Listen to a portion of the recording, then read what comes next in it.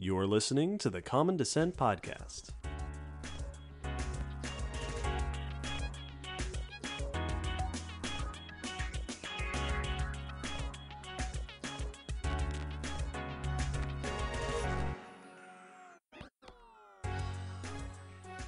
Hello, David. Hello, Will. And hello, listeners. Welcome to episode 144 of the Common Descent Podcast. That's a square number. Yeah. We are discussing this episode, Evolutionary, Gigantism, and Dwarfism. Giant things and tiny things. Yeah.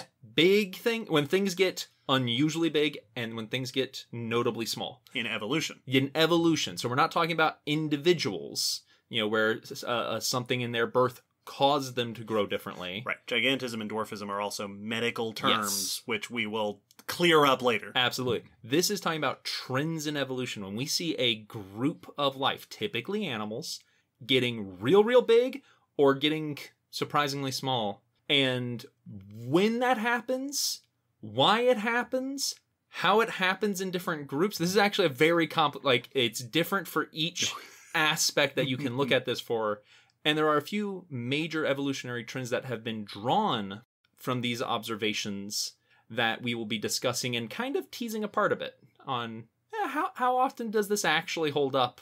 How often do we actually see these trends be trends? Yeah. So we're not going to be able to answer the question of why every individual giant or small species is giant or small, but we will get you thinking about it. Absolutely, especially since a lot of them we don't have those answers. Right. Even if we wanted to take the time, we have no answer to give.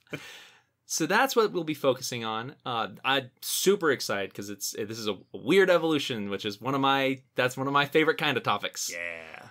But we're also discussing it because it is requested. This topic was requested by Finn, Ag Historian, Varun, and Ryan.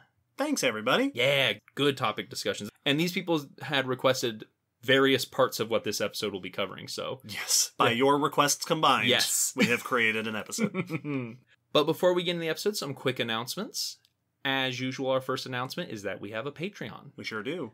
Through this Patreon, we get the financial support to keep the podcast running from top to bottom. This is what lets us get the equipment we have, keep the episodes hosted online, go on our trips, and provide you with the experience we're providing you. And the people who sign up on our Patreon get some goodies, some extra content, some extra recordings, extra access to us, but they also get their name shouted out if they sign up at a certain level and above. And so for this episode, our new patrons that we would like to welcome are Levi, Rex, Steven, Carl August, Jordan, Eric, Jason, and Brittany. Wow, thanks, everybody. Yeah, this is a bunch of you. Welcome. Lots of new people. And hey, you know what makes it extra exciting that we're getting so many new people? Why? It's Snake Month! It is Snake Month. Last month was Croc Month. This month is Snake Month, which means that all through June and July there have been additional croc and snake themings, respectively. This month of July we've had special snake stuff on social media and a special snake stuff on our Discord, and we've had bonus episodes. Recently, before this episode came out, we released our Snake Month bonus episode, Saving Snakes with Hiral Naik, who joined us all the way from South Africa for an awesome discussion about snake conservation and education about snakes. Oh yeah, it was tons of fun. And the other thing, tying back in all those great new patrons, is that we have these 2 months an exclusive Patreon tier, the Snakes and Crocs tier. Patrons that sign up at this level not only get a bunch of goodies as usual, but also the contributions we receive at this tier during June and July contribute to charitable donations we will be making at the end of the summer to snake and croc conservation.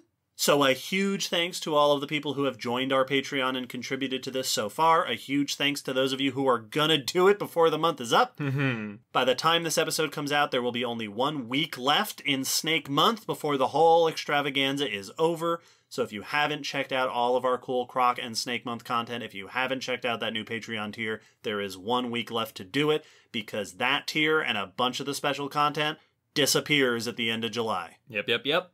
This also means that in August, we'll get to look back on it and talk about what we'll be able to do after all of this wonderful support we've been receiving. It's been pretty exciting and a ton of fun. So check out all that extra content and let us know your thoughts if you have any. One way you can let us know your thoughts is that we do have a physical mailing address. Oh, that's true, we do. It's in the episode description. Yeah, it's still fairly new-ish for this year. So if you want to send us stuff, you can find that address and send it to us. We got a Snake Month postcard from Elizabeth. Yeah, thank you very much. So it's continuing to celebrate the month. But if mail is just not quite personal enough, and you really want to interact with us, in a more one-on-one way, we are going to be going to DragonCon. We are making our triumphant return to DragonCon this year in September, right? September? September. Fantastic. First, it's the Labor Day weekend in September. We will be going to DragonCon in Atlanta, Georgia, and doing a few talks. We don't know exactly which ones we'll be doing, so we can't announce everything yet, but we are going to be there. If you're there and you want to meet us, you will announce where we'll be, what talks we'll be at once we have that list. Absolutely. But we're excited to see any listeners that might be there as well. Yeah, we got a bunch of listeners who first met us at DragonCon, who learned about us there, so it'll be fun to go back. Stay tuned for more updates. Yes. And with that, we can wrap up announcements and move on to our first official section, the news. Every episode, we like to cover some recent evolutionary, fossil, paleontological news and catch ourselves up on what's going on in the studies of the natural world. And to start us off, David, what's the news? Well, as this is our last episode of Snake Month and my last opportunity to sneak in some bonus snake news, and since we're talking about evolutionary trends in this episode, I've got news about snakes and evolutionary trends, and as is often the case with snake news, evolutionary trends specifically about snake venom. Oh, yep, nope, that makes sense. In this case, we are looking at venom of the many-banded krait of southern Asia. This is research by Ji Zhang et al. In Cell Reports, and we will link in the blog post associated with this episode, link in the episode description. In that blog post, we will include a link to a press release about this news on Eureka Alert via the Chinese Academy of Sciences. The many-banded krait, known to its friends as Bungarus multicinctus, lives in southern Asia and has neurotoxic venom, so venom that predominantly targets the nervous system, and is extremely dangerous. Yeah. This is very potent venom. This is very lethal venom. Bites often result in fatalities, either for prey or for the people that were disturbing or got on the wrong side of the snake. Yeah. Anti-venom is available, and anti-venom is effective, but the press release points out that the efficacy, the effectiveness of the antivenom tends to vary, and it can also cause severe allergic reactions. Oh, gotcha. So there is a need to basically shore up the antivenom to make it ever better and more specific and more effective. Yeah, we don't want the cure to cause its own problems. Right. Like if we can avoid that. And just to clarify, kraits are one of the sea snakes, right? These are... Yes. One of the... So kraits are often aquatic or semi-aquatic, and they are elapids. Yeah. So they belong to the same general group as other sea snakes, cobras, coral snakes, mambas, and so on. Yeah. Toward the goal of bettering our antivenom, this research examined the genetics behind the venom in these snakes. In particular, they point out that previous research on venom evolution in these snakes has targeted the specific portions of their genome, targeting venom information. Here, they sequenced a chromosome-level genome to get a much more wide variety of information, it sounds like. All right, yeah, instead of targeted sequencing, a more overall sequencing. Indeed. Now, this paper goes through lots of different results, lots of information they gleaned about the venom and the proteins that are being used, but here are a couple of highlights. The major focus of the paper is on a particular group of toxins called three-finger toxins, which are named that because I think the protein has a particular shape that has given it this name. Neat. These are a very abundant and diverse toxin family. In this study, they examine some of the evolutionary history of these toxins. For example, they identify a potential origin, so which other genes in the body were kind of repurposed to develop these toxins, as well as when these toxins diversified. So this study concluded that the major split of the subtypes of this toxin happened before the last common ancestor of elapid snakes. Oh. which suggests that these particular kinds of toxins had already diversified before this entire group of snakes even evolved. Wow. And that can be a really handy thing for us to understand, because that helps us differentiate between what are commonalities among venomous snakes and what are the specifics. So there are a bunch of toxins that are specific to certain groups of snakes that you only find in those species or in a particular species sometimes. Understanding where the commonalities and differences are can really help us develop antivenom and understand better the dangers of getting bitten by various snakes. Yeah.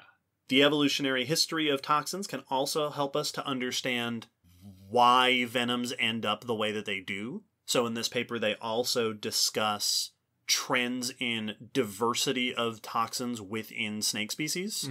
So the more variety of toxins the snake has in its venom glands can correlate with how lethal the bite is, just because there's so many things at work. And they point out that there has been some research that has shown that a wider diversity of venom toxins sometimes correlates to wider variety of prey. Oh, yeah, yeah. You have a Swiss Army knife of venoms. Yes. So that you can handle different anatomies. That makes sense. And they point out that these kraits, this species, eats a wide diversity of prey. So that could also be a potential important piece of their toxin evolution. So if you're going to get bitten by a venomous snake, get bitten by a specialist. Right. Well, get bitten by a specialist that specializes in, like, birds or lizards or something. Something very far from primates. So they are examining the evolution of these particular toxins in these snakes to get a sense of what that can teach us about the diversity of these toxins. There is also another interesting note within the paper.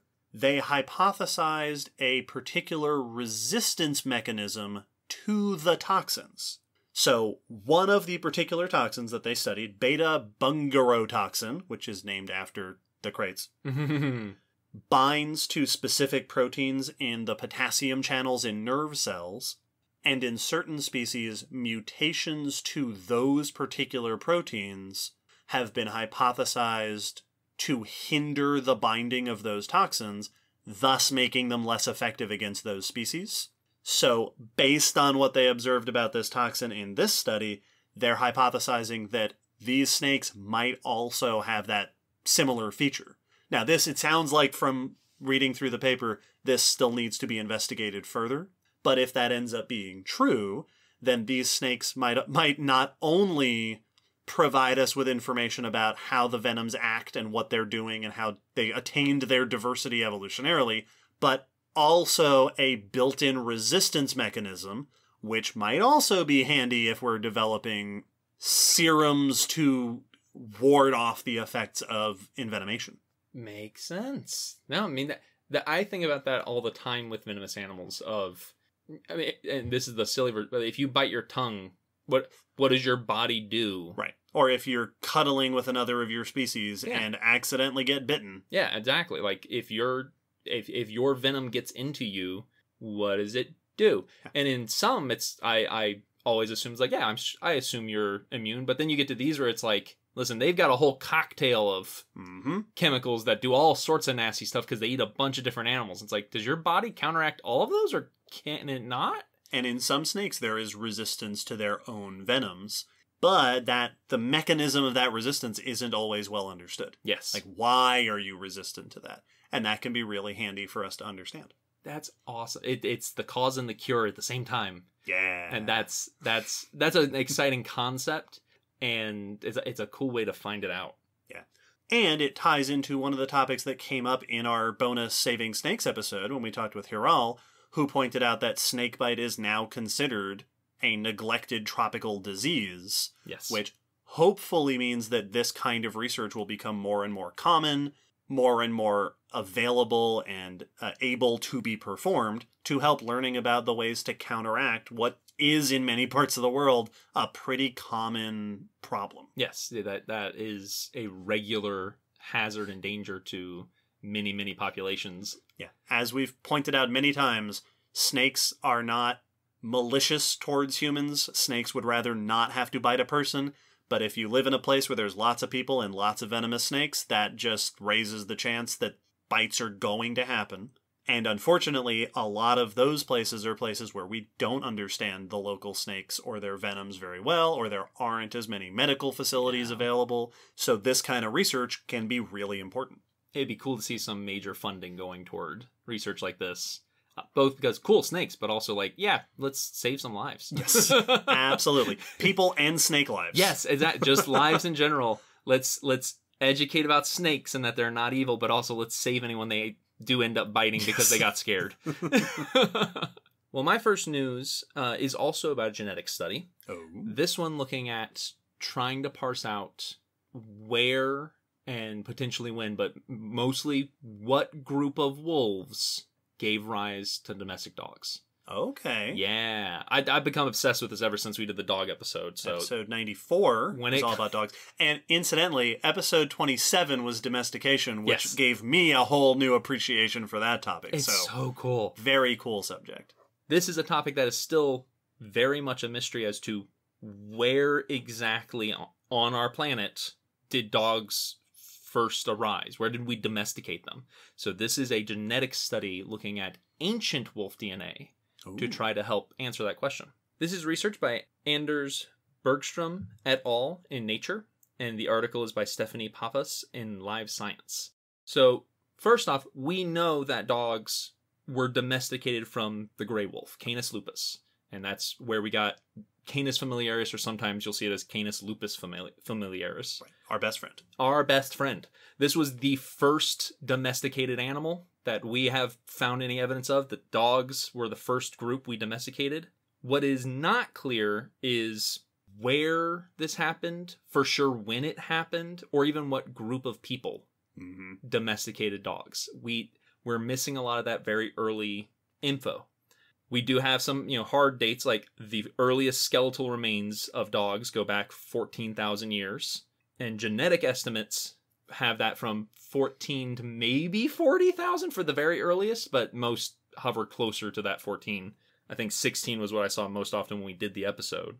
And the issue is that looking at the genes of modern dogs and modern wolves, and even including ancient dogs, probably can't answer the question, because dogs their genetics have gone through crazy shifts since being domesticated, because we've continued to mess with them and artificially select them. Yeah, 14,000 years is a lot of time for genetic variation and artificial selection. That's why we have things that look like pugs and dachshunds and greyhounds. It's why we have very oddly shaped dogs. But also, wolves have evolved since that time. So the modern populations of wolves today are not genetically the same as the wolves we would have domesticated dogs from. So neither of those are enough to give us the answer. This research is looking at ancient wolf genomes. They analyzed 72 wolf genomes from the last 100,000 years. Wow. Yeah, it's a significant study. Yeah. These are from Europe, Siberia, and North America. 66 are new sequenced genomes. Cool. One of these, and this is what a lot of the news is focusing on, includes Dogor, a mummified pup from Siberia. That was a 18,000-year-old frozen puppy that had its fur still there, unbroken whiskers, extremely well preserved. Oh, that's fantastic. The pictures just look like a very sleepy pup. Yeah. It's very cute. But they've debated what it is, whether it's a dog or a wolf. They couldn't tell just by looking at it. And so its genome was one of these new gene sequences in this study. They also included an ancient dhole, which we mentioned in the dogs episode, is a type of wild dog still found in parts of Asia today. This revealed a number of interesting things.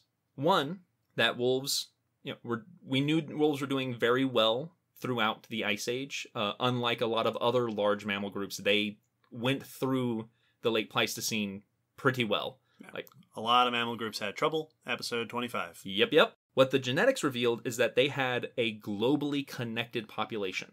Oh. That wolves during this time were globally connected. They were much more interconnected with their breeding than they are today. There was gene flow across the world. Yes, they said it was an order of magnitude greater than today's connectivity of wolf populations. Wow. Which typically means about 10 times as much connectivity. This allowed them to get a really good look at the differing regions and found that today's dogs are most closely related to ancient wolves of Eastern Eurasia, more so than those of Western Eurasia. So Asia's always been where we've looked, because that's where most of the genetic evidence was already leaning. It seems it's more Eastern Asia than Western Asia. So as they put it, basically somewhere in Asia, not Europe. Like, right on that end of the continent. All right.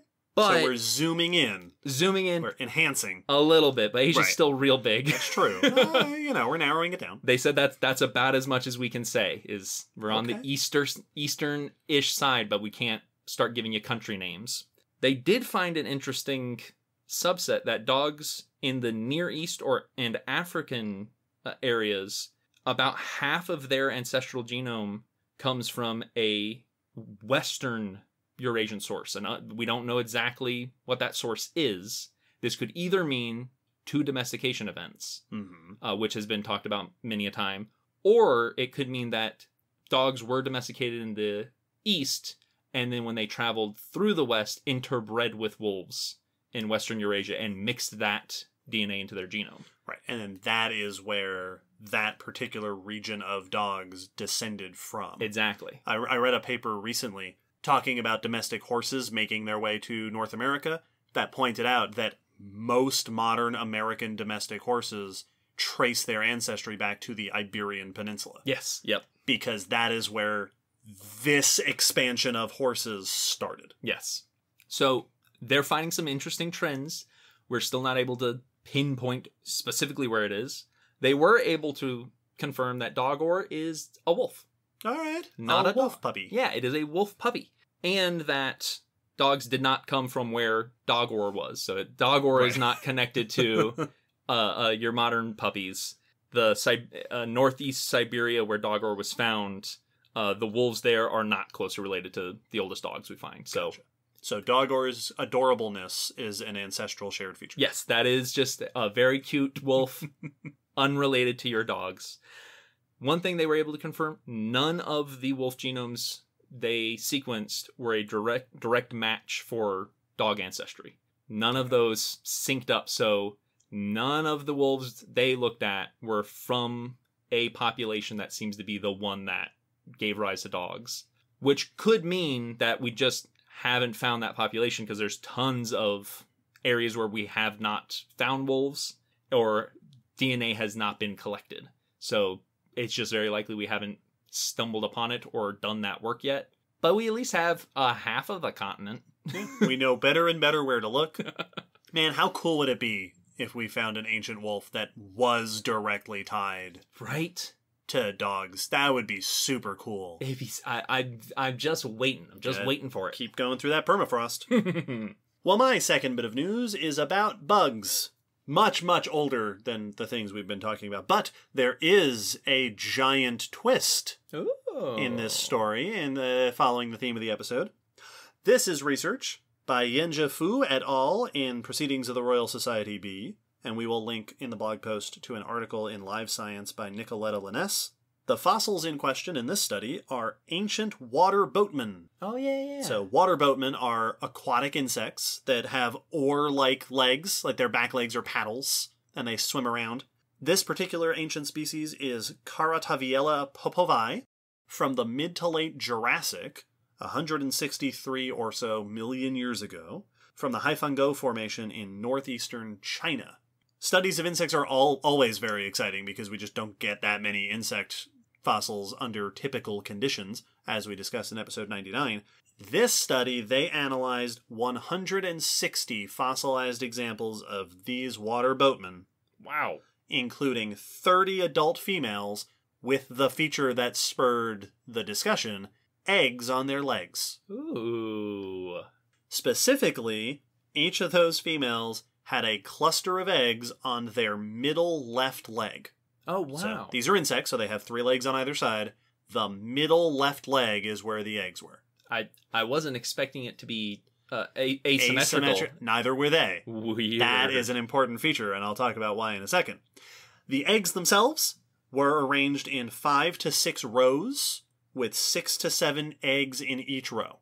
Okay. and each egg was attached by a short little stalk to the leg. The eggs themselves were between 1.1 and 1.2 millimeters long, which is notable, the authors point out, because that's about 10% the length of the full adult body. Whoa. So the adult is only 12 or 13 millimeters, so each egg is about 10% the length of the adult. So these are big eggs. So that leg's just loaded down with Absolutely. eggs. Which they pointed out might be one of the reasons they kept the other side free. Yeah. Is to help not be so encumbered while trying to move around. I'm picturing like a Christmas Story when he's wearing all the jackets and just has the arms stuck out to the side. You just have one leg with a big old water wing of eggs on it. Now, this is a really cool find for a number of reasons. For one, these are fossilized in sediment. Yep. So we talked in episode 62 about amber. Amber is a very common place to find bugs. These are sediment fossilized. Very few fossil insects document brood care. This is brood care, an adult carrying its eggs around, which brood care is known in lots and lots of animals, including lots of insects. Yep. But fossil insects rarely document it. And this is the earliest direct evidence of insect brood care, predating previous evidence by about 40 million years. Ooh, that's a chunk. It's also a unique strategy. Asymmetric egg-carrying behavior has, according to the authors, never been observed in an insect before. What? Living or extinct. But there's so many of them. Yep. It is known in crustaceans.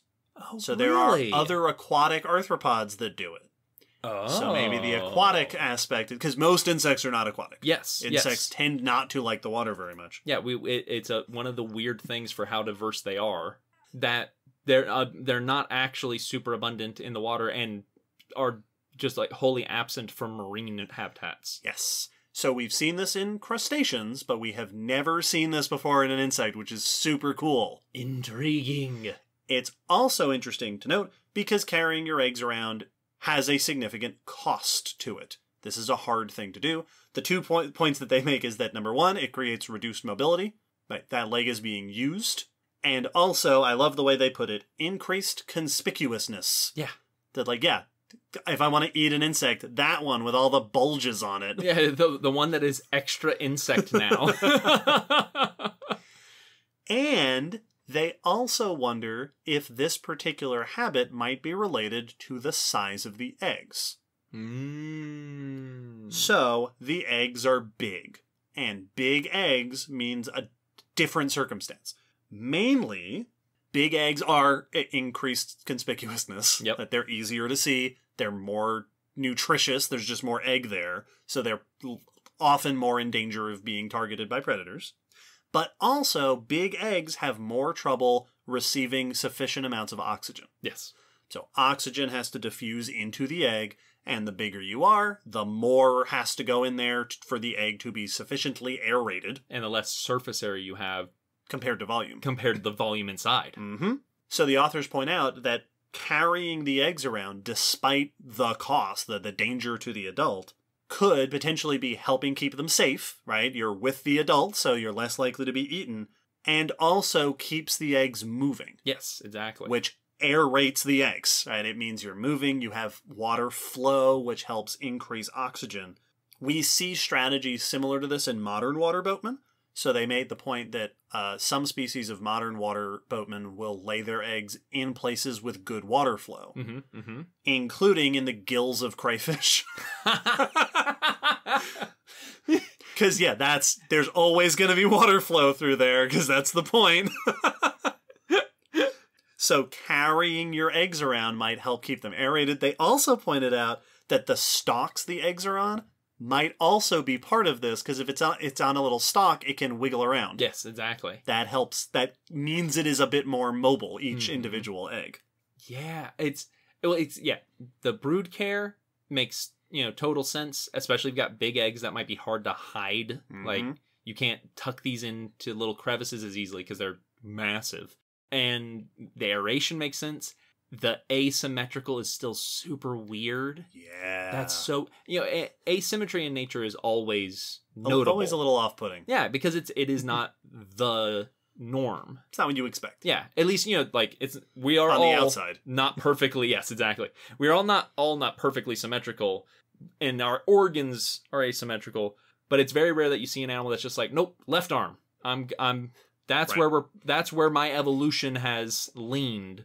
So when there's a behavior like this that does that, my brain just wants to know all of the whys. Yeah. Oh, that's so cool. Couple of fun little extra points. The authors point out that egg-carrying behavior can be traced as far back as Cambrian arthropods, Wow. which is pretty neat. And another just little fun note. They examined the setae, so the little tiny hairs, on the legs and head of the adults of these bugs, and found that they provide a filter.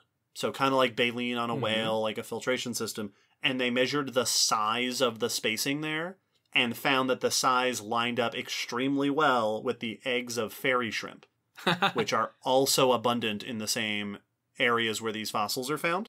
So on top of all the cool brood care stuff, they also identified that the filtration system on the front of these insects seems to be highly specialized for eating a certain type of other animal's eggs. Best way to make egg is to eat egg. That's right. It's a very cool study. What fantastic fossils. Oh, that's awesome. More about eggs, episode 92. Ancient DNA, episode 34. We have not done a water boatman episode. We have not. So Insects 99. Yes. We have not done water boatman. So apologies for that. But speaking of things that lay eggs, that's the only segue I got for this. Sure. But more topically for this episode, speaking of a giant, we thought, maybe, giant marabou stork from the island of Flores with some new fossil material. Oh, cool. Yeah.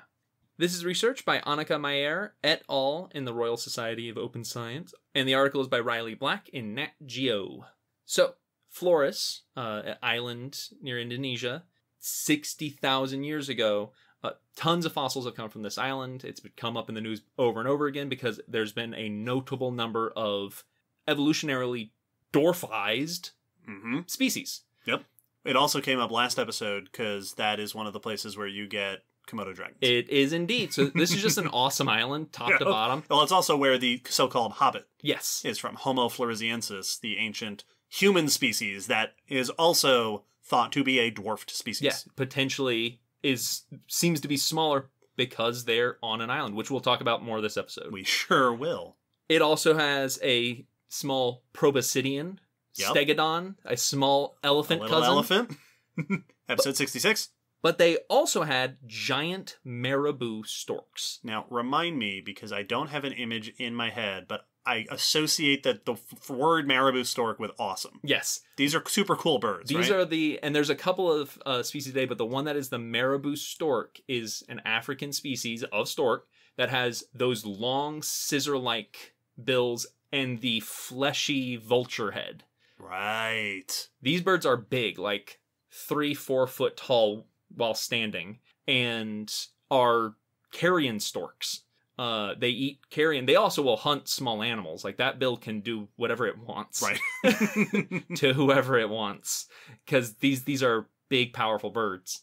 This species, this is Leptoptilus robustus, which was more than 5 feet tall. Whew, that's a big bird. This was a big bird. Now, this species was described 2010, so this isn't a brand new species. And the initial interpretation of this big stork, this giant stork, is that it was an island giant and likely flightless.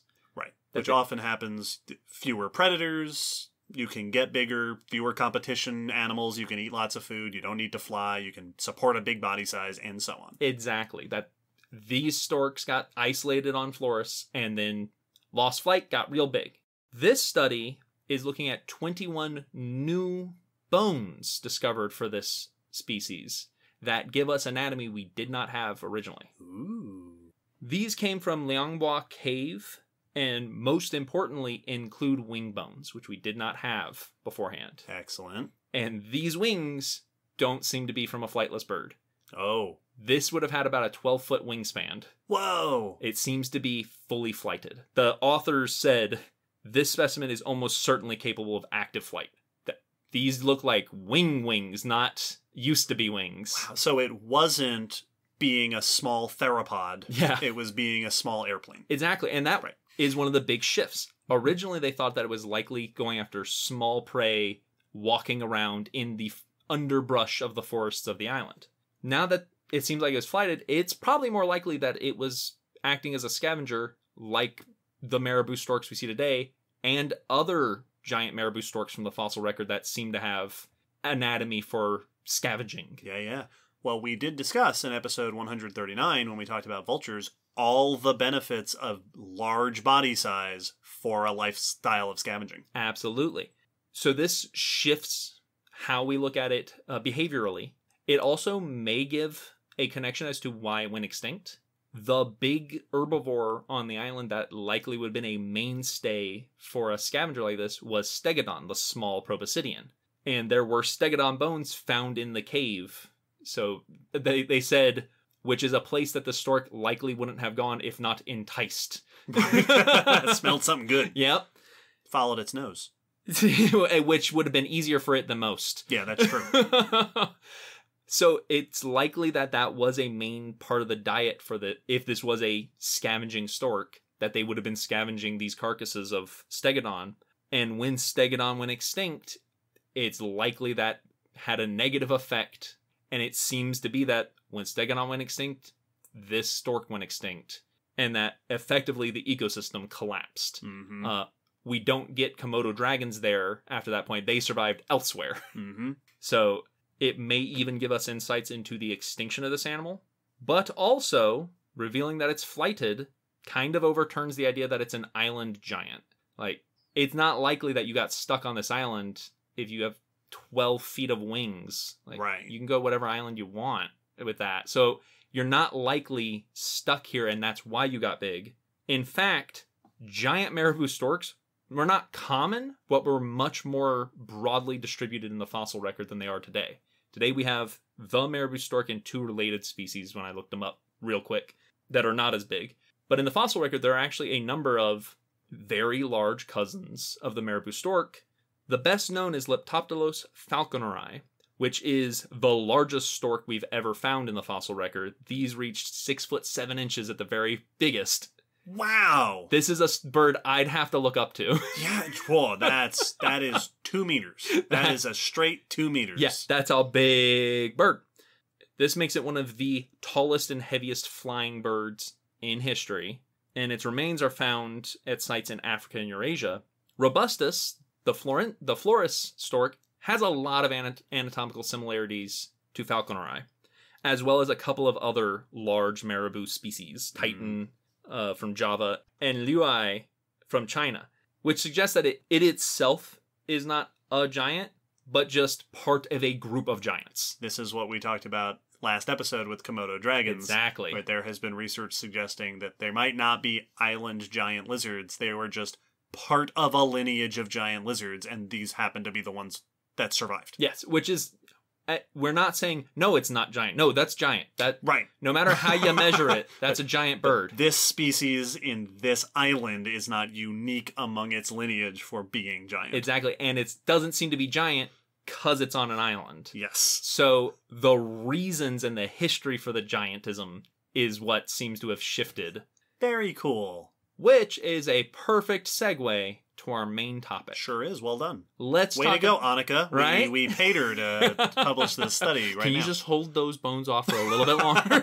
I met Annika when I wrote about, many years ago, her study on giant geese. Yes! And from Italy. Yep. Were those on the Sicily? Yeah, it was Gargano Island, I think. Yes. Gargano, yeah, exactly. Yep. Which, another island big bird. Yep, that's happened a lot. It's happened quite a bit. So let's talk about what does it mean to find giantism or dwarfism in a group of life? And also, how does it differ from when we talk about it in us humans? Yes, that'll be important to clear up. Absolutely. Stay tuned after the break.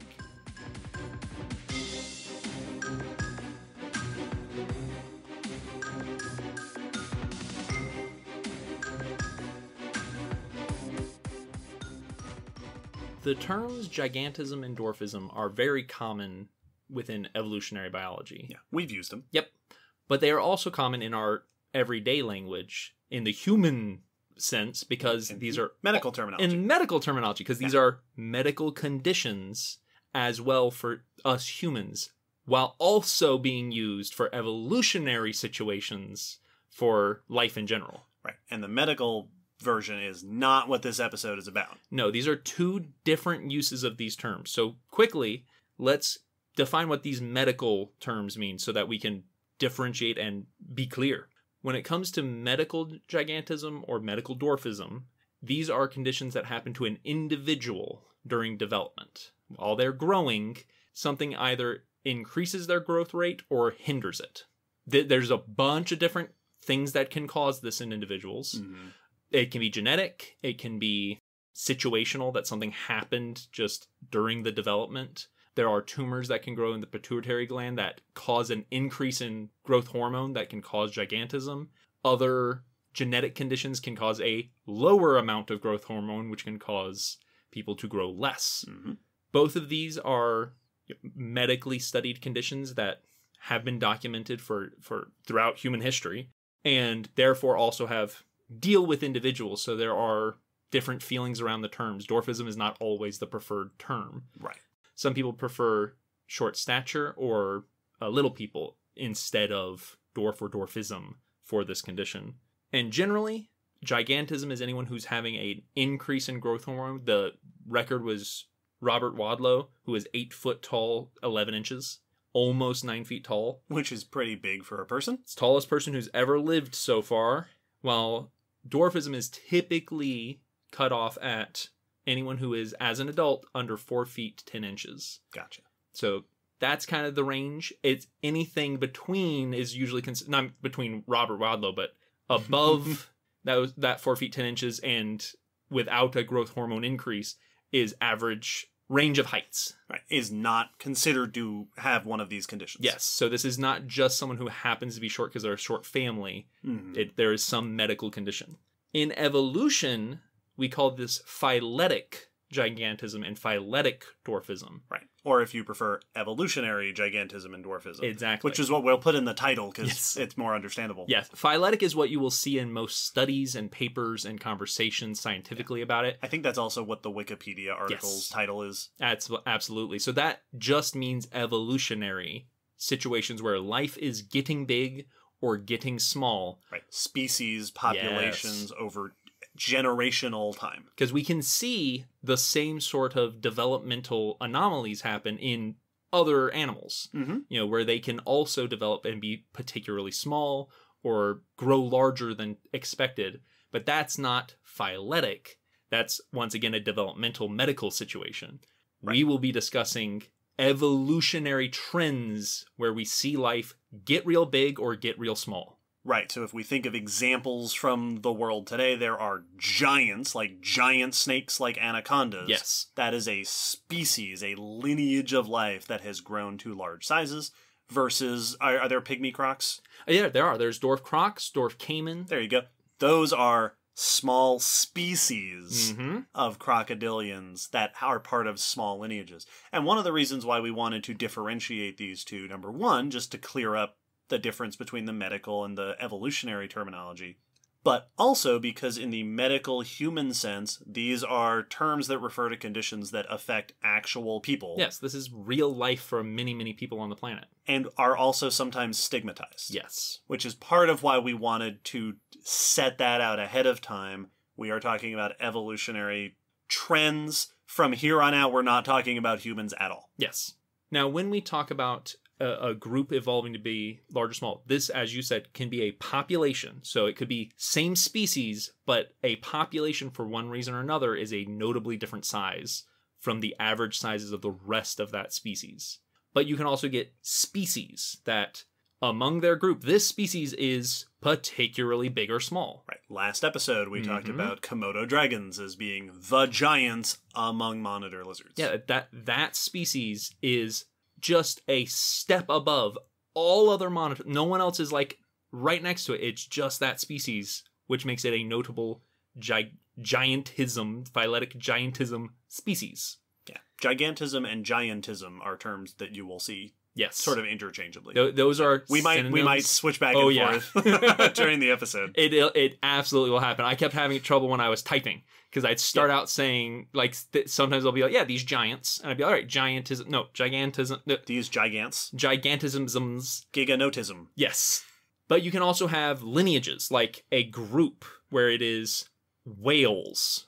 That is a whole group that a bunch of them have gotten big as a group. Sauropods. Huge. This group trended toward gigantism.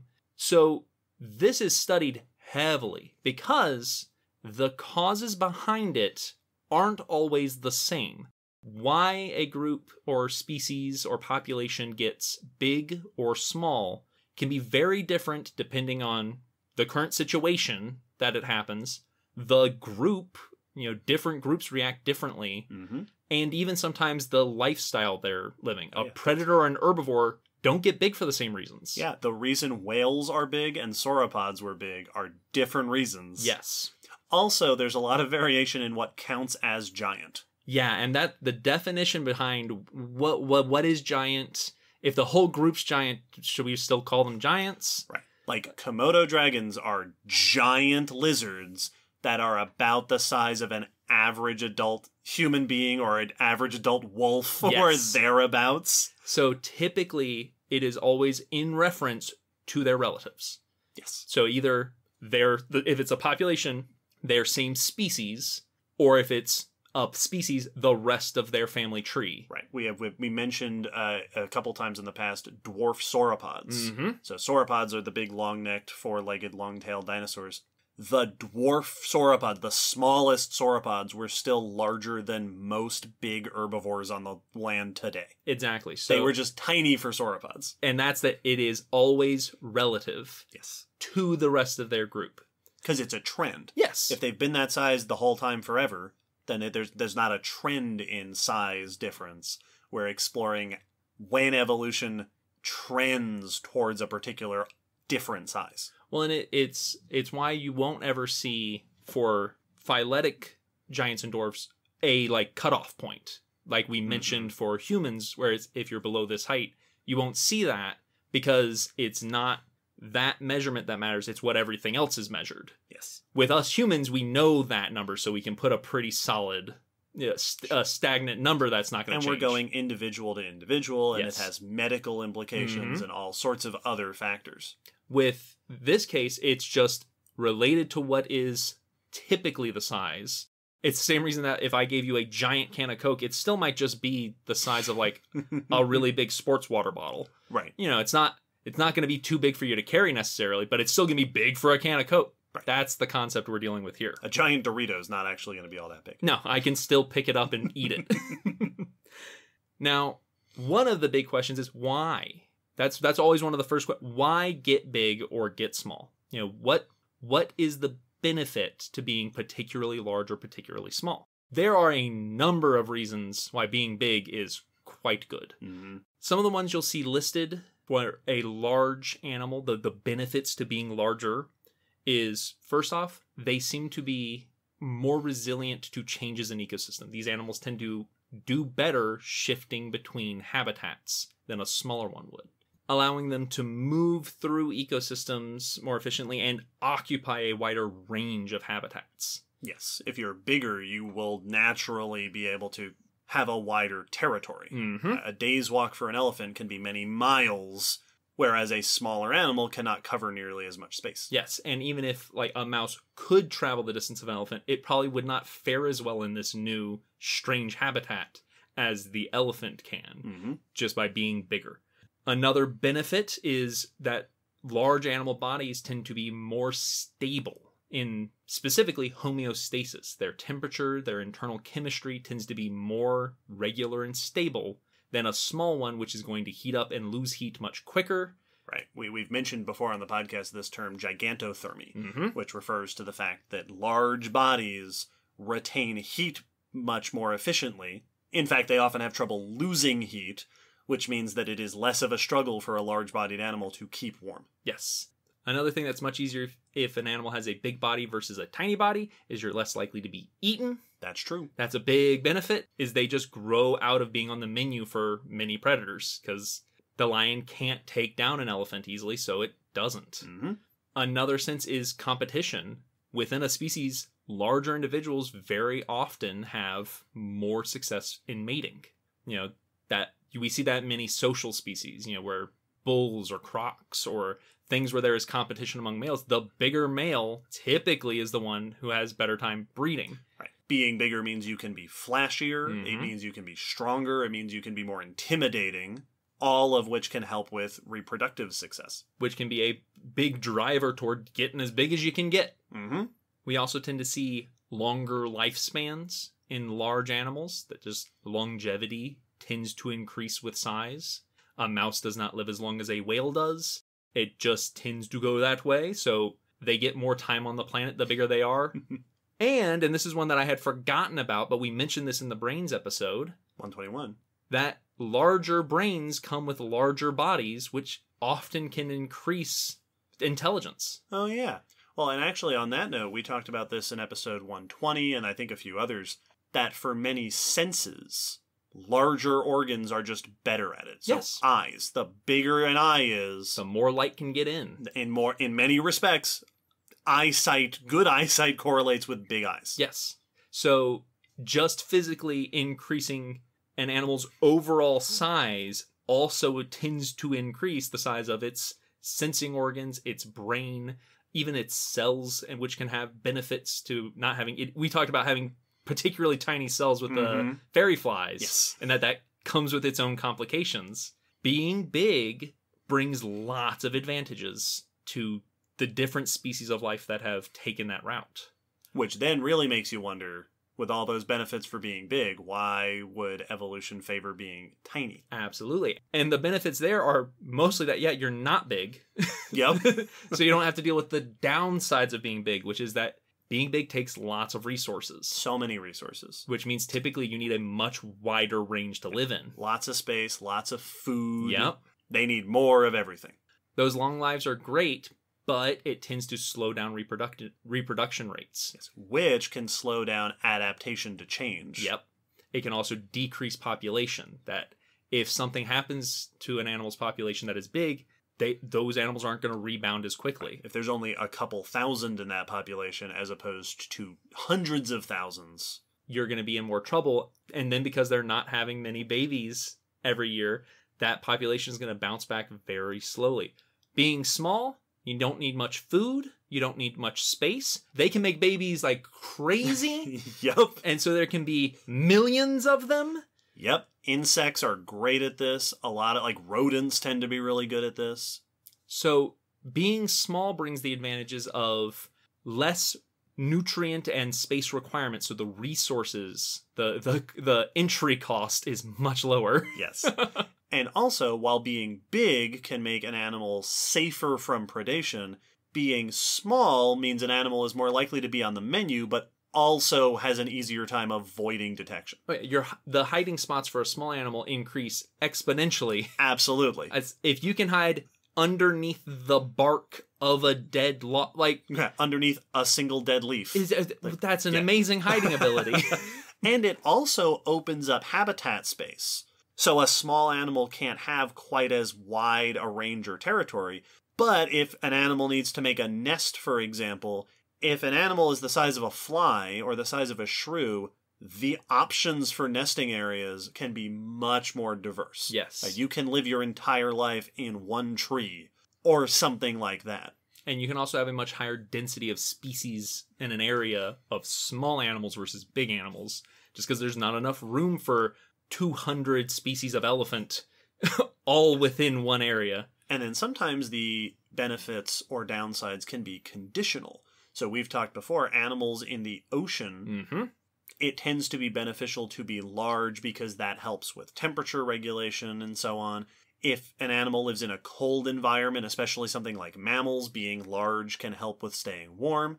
Whereas if it is a burrowing animal, being small might be beneficial. If it is a flying animal, being small tends to be beneficial because it's easier to get into the air, it's easier to fly. But then, of course, on the other hand, we've talked about how large size in flying animals carries its own benefits for certain lifestyles. So it can vary dramatically with lifestyle and with habitat. And you can see opposite reactions, evolutionary responses to the same situation by different groups. Yes. The same situation might be better for one group to get small, but a different group, same situation, to get big. Yeah. Mammals tend to get really big where it's cold. Yeah. And reptiles and amphibians tend to stay quite small where it's cold. Yes. So the reasons for being big and small, we have lists. One of the biggest differences is how those two respond to extinctions. Big animals tend to suffer quite more notably when an extinction hits, when a mass extinction hits, because they are slow to adapt, they are slow to reproduce, and they need more resources. Yeah. We've mentioned that, I think, every time we've ever talked about extinction on the podcast. Absolutely. It's such a dramatic difference. While small life is the ideal, if your ecosystem just collapsed, you want to be able to make do with the minimum because you might be dealing with a minimal ecosystem. If I can live in this puddle for a while, then fantastic. Awesome. Now, the causes and trends behind the evolution for these two features is extremely varied and often poorly understood. There are many situations where it is hard to pin down exactly why this species is as big as it is or is as small as it is, especially because there can be multiple causes that could potentially make sense, and that makes studying it sometimes very difficult because we weren't there to watch it get big or get small. So we don't know exactly what the scenario was. We just now suddenly have a big lizard, and we don't know the history fully. We do see some patterns, though, and things that tend to show up quite often when looking at these conditions, these situations. With gigantism, it is noted that very often when we talk about at least the biggest giants, what one paper called global giants, that are the biggest forms of animal life we've seen on the planet, that these are all post-Paleozoic. Yes. Mesozoic and Cenozoic, the last 200 or so million years. That's when we see animal life get real big. Before that, not as much. We also tend to see them only show up tens to hundreds of million years after a mass extinction. That it takes a while for life to get that big again after a mass extinction. Yes, we've mentioned this before. For most of the last 200 million years, there have been all over the world animals that are rhino-sized, that are elephant-sized, and for a lot of the Mesozoic era, bigger than that. Yep. Sauropod-sized, which is a category that includes only sauropods. Yep. But like those giant sizes are relatively common in the Mesozoic and Cenozoic in time, but take a while to get to and are relatively rarely reached in terms of how many different lineages achieve those sizes. And you tend to only see giants show up in a lineage well after it has evolved. So long after its ancestors. Exactly. One of the other big questions is there an environmental trend? Do we tend to see giants show up in places more often than others? And sometimes you can find connectors. Marine giants tend to be associated with high plankton levels in the ocean. Like that's high seafloor productivity is another, those high producers of base level food. Yeah, lots of nutrients. Lots of nutrients. Does tend to seem to correlate with many marine giants. Okay, that makes sense. There have been trends found with temperature and habitat size in some cases, but not all. So those don't seem to be consistently that only big environments can make big animals or only warm or cold environments can make big animals. What tends to be, what at least one paper found to be much more important was the development of the ecological infrastructure, that a well-developed ecosystem, not a bare minimums ecosystem, but a healthy, stable ecosystem, that's most important to getting really big animals. Which makes tons of sense, because if it is an ecosystem that is unstable, that, you know, a particularly hard winter is just going to completely collapse all of your plants or all of your ecosystem structure, you can't support giant, long-lived animals in an ecosystem that doesn't reliably produce enough nutrition for them to live on. Yeah, as stated with the mass extinction scenario, giants don't tend to do well in unstable situations. Yes, it is one of the things we've pointed out before, that if you name an animal species in the world today that's larger than human beings, odds are it's endangered. Yep. Because today, the world today is not a very stable or healthy place for large animals to live. Ecosystems are in flux. We are constantly changing them, and big animals struggle with that. There are also some historical situations that are strongly connected to the presence of gigantic animals. Oxygen levels are often looked at for when we see giants. Now, there are some very significant patterns that match global oxygen levels, and then others that do not. Yes, we've talked about that before as well. This topic, if anybody's interested in hearing more about this particular question about a specific group, go listen to episode 101 about sauropods. Yep. We talked about this. Absolutely, we did. The most famous example of oxygen levels in gigantism is the Carboniferous arthropods. Yep. The giant insects and arthropods of the Carboniferous, when oxygen levels were way higher. It was 35% oxygen instead of the 21 today. And for land-dwelling arthropods that passively take in oxygen through holes in their exoskeleton like insects do today, higher oxygen means easier to breathe. Means you can oxygenate your body better, which means you can sustain a larger body. A insect that is that large today would not physically be able to get enough oxygen into its system with the levels we're at now. This was the time period of meganeurids, the giant griffin flies. They're not technically dragonflies, they're griffin flies, with wingspans as long as your arm. Yep. And Arthropleura, the big millipede cousin. I don't know if they're actually millipedes. Millipede cousins that were like, I don't know, 2 meters long. Yep. Something ridiculous. I would have been able to lay down on one and probably wouldn't have hung off. My feet would have still been on Arthropleura. We also see gigantism in aquatic arthropods during this time, but also other famous times like Ordovician trilobites, which got quite big for trilobites, and Silurian and Devonian eurypterids. Sea scorpions, which include the largest arthropods. They sure do. So these are true arthropod giants. 8 or 9 feet long, 2.5 meters at least. Precisely, in fact. And the interesting thing here is that it doesn't seem to be for the same reason. Oxygen levels don't seem to affect aquatic arthropods the same way they affect terrestrial, land-dwelling arthropods. Yeah. So you can't just say, hey, more oxygen means bigger buggy things. Well, it depends on where you're talking. We've also talked about the ambiguous correlation between oxygen levels and large vertebrate animals. Yes, we have. Where that also isn't an exact one-to-one. You can't just say more oxygen equals bigger animals. No. And to further that note, oxygen correlated with insect size up until the end of the Jurassic. And then insects stopped following oxygen levels.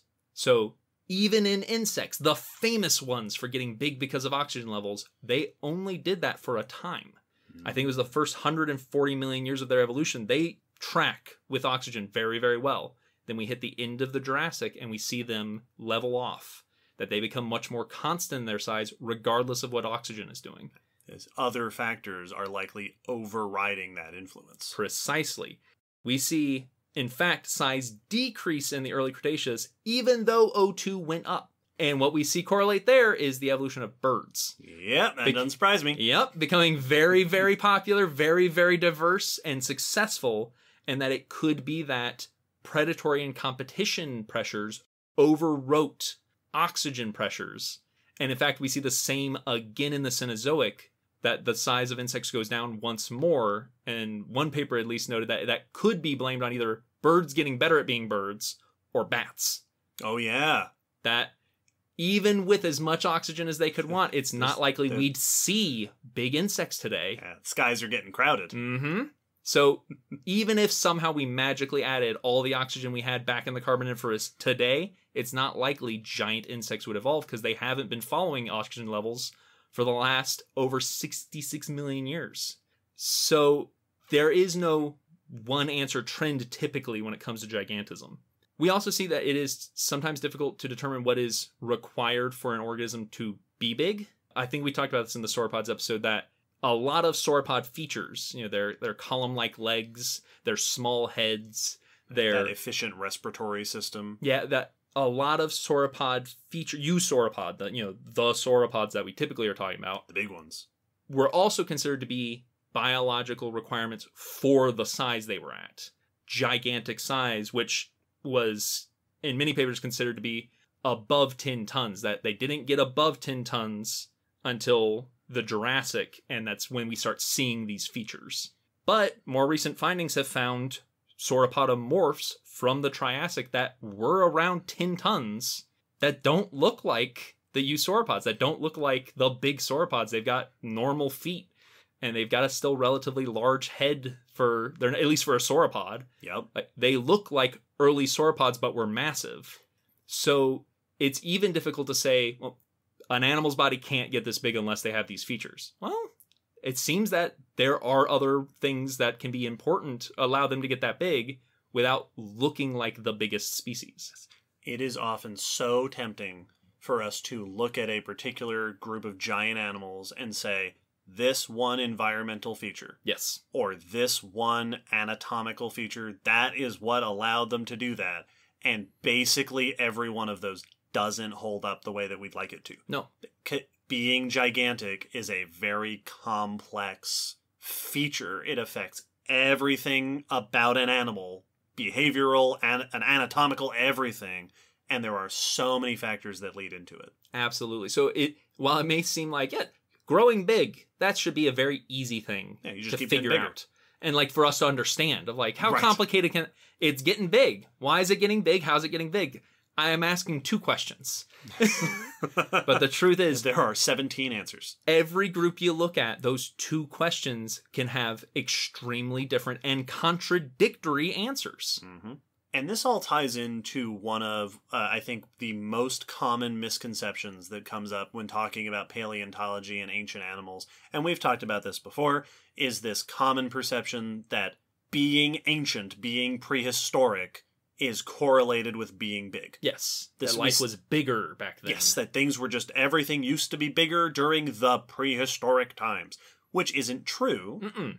Because many different groups have achieved giant sizes at different times, under different conditions, in different habitats. If you list the largest ever insects and the largest ever sharks and the largest ever dinosaurs and the largest ever mammals did not overlap in time. No. Those are groups that never met each other, and they didn't even all overlap in habitat. No. The reasons things get big are many and varied, and the times they get big are many and varied. This is a very complex subject. Well, and that myth of prehistoric life being larger is really a misconception based off of statistics. That it seems like, well, yeah, there's way more large life in the past than there is today. Well, yeah, most life is in the past. Yes. More species have gone extinct than we've discovered. Most of Earth's history has happened because we're in the present. That's how time works. Right. So when you look backwards, there's always going to be more examples to look at. Mm-hmm. So statistically, you're going to come across the biggest this, the biggest this, the biggest that.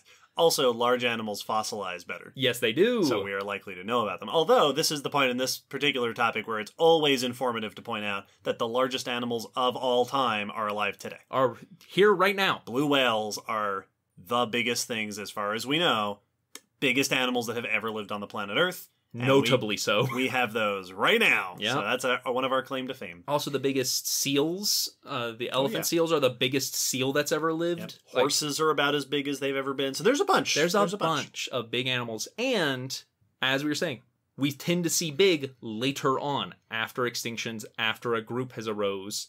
So groups that have shown up recently, we probably have not seen their giants yet. Yes. And then, of course, there's always the point, episode 25, we are currently in a world that is on the other end of a mass extinction, where we lost a lot of our big animals. So our world is unusually depauperate in the large animal category. Yep. The only elephant-sized species in the world today are elephants. Yep. And that's weird. Yes. That's an unusual thing to have. If we had invented electricity before... They should have started writing books. All right? then we would have had 100,000 years ago. tons of stories, and then we'd all be mourning them. Now, when it comes to phyletic dwarfism, the studies aren't as numerous because we don't tend to see these common trends to, large group scale just getting big.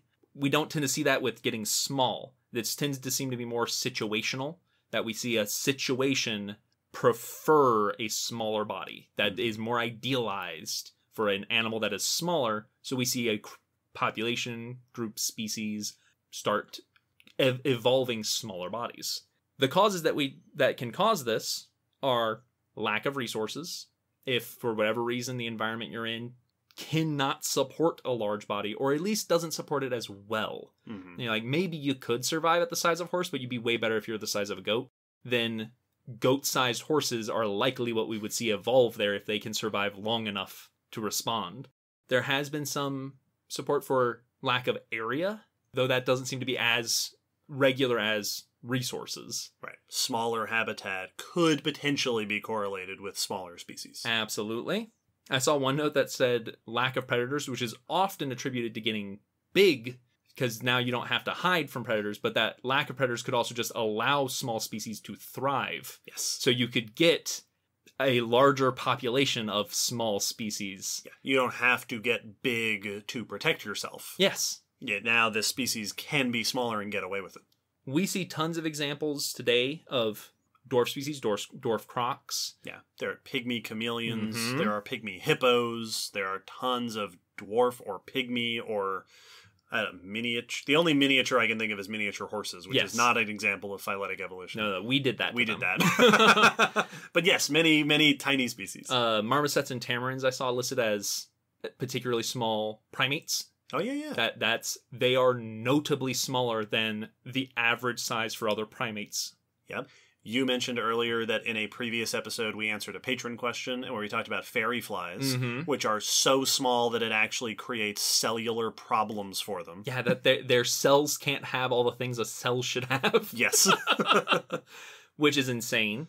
But once again, like Gigantism, there's mystery here. There's misunderstandings. There are a lot of aspects of this that we can often get confused. The kiwi was often a popular example of a dwarf of the ratites, which include your cassowaries and the extinct moas and ostriches, emus and such. Big flightless two-legged or two powerful legged walking birds. The kiwi, which is the famous New Zealand bird, is very small compared to them. It's still like hefty chicken sized. Right. It's not a tiny bird, but it's in the same group and it's unusually small for that group. Yes. And the idea was that it got isolated on New Zealand when the land masses were splitting up, and that isolation caused them to evolve into a much smaller size. Favored small body size. Yep. And that they were a unique example of dwarfism in this group. But more recent studies have found that while we originally thought they were related to moas, which are a very big member of the ratites, huge, more recent genetic research shows that they're actually probably related to cassowaries, which are still not small, but not moa big. Mm-hmm. And some more recent fossils discovered shifted our understanding of the timing of when kiwis would have gotten to New Zealand, and seems like those were flighted.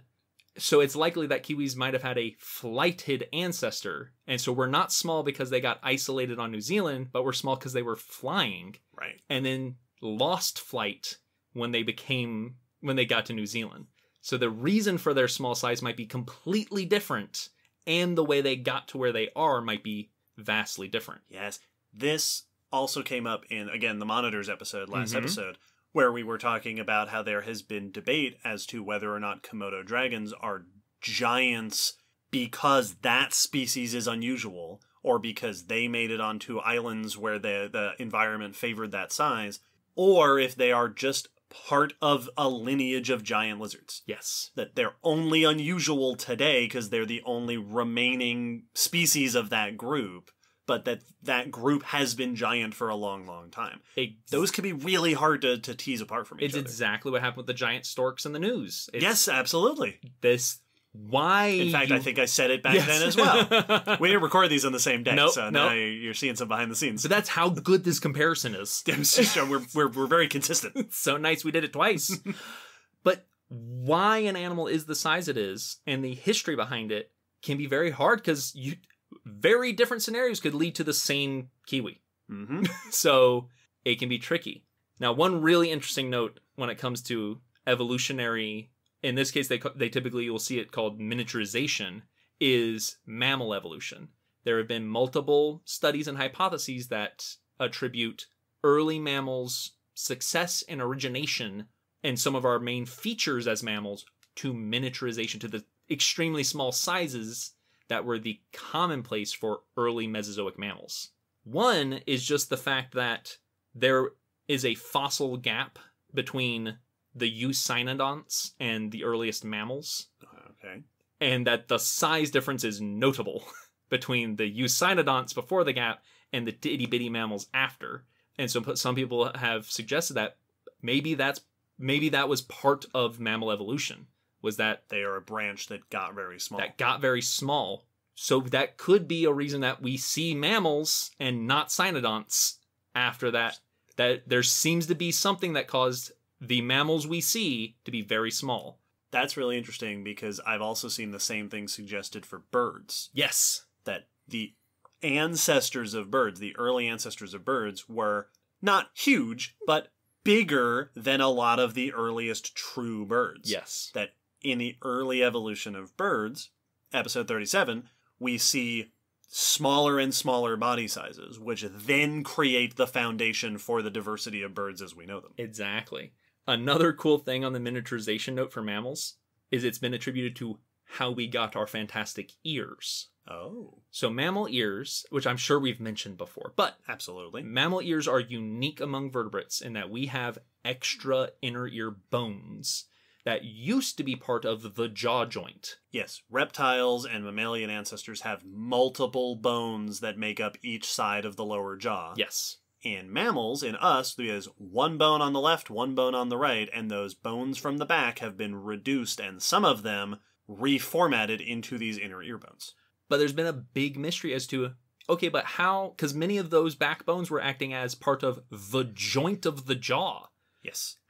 How do you have bones simultaneously still be a functional joint that you can eat with while also transitioning to being delicate enough bones that you can hear with? And that's been a big issue of answering how we have fossils that show that's what happened. Yes, we know that. That's how it went. Very good record. But how did you manage the stresses of a jaw joint while also becoming delicate enough to transfer sound information?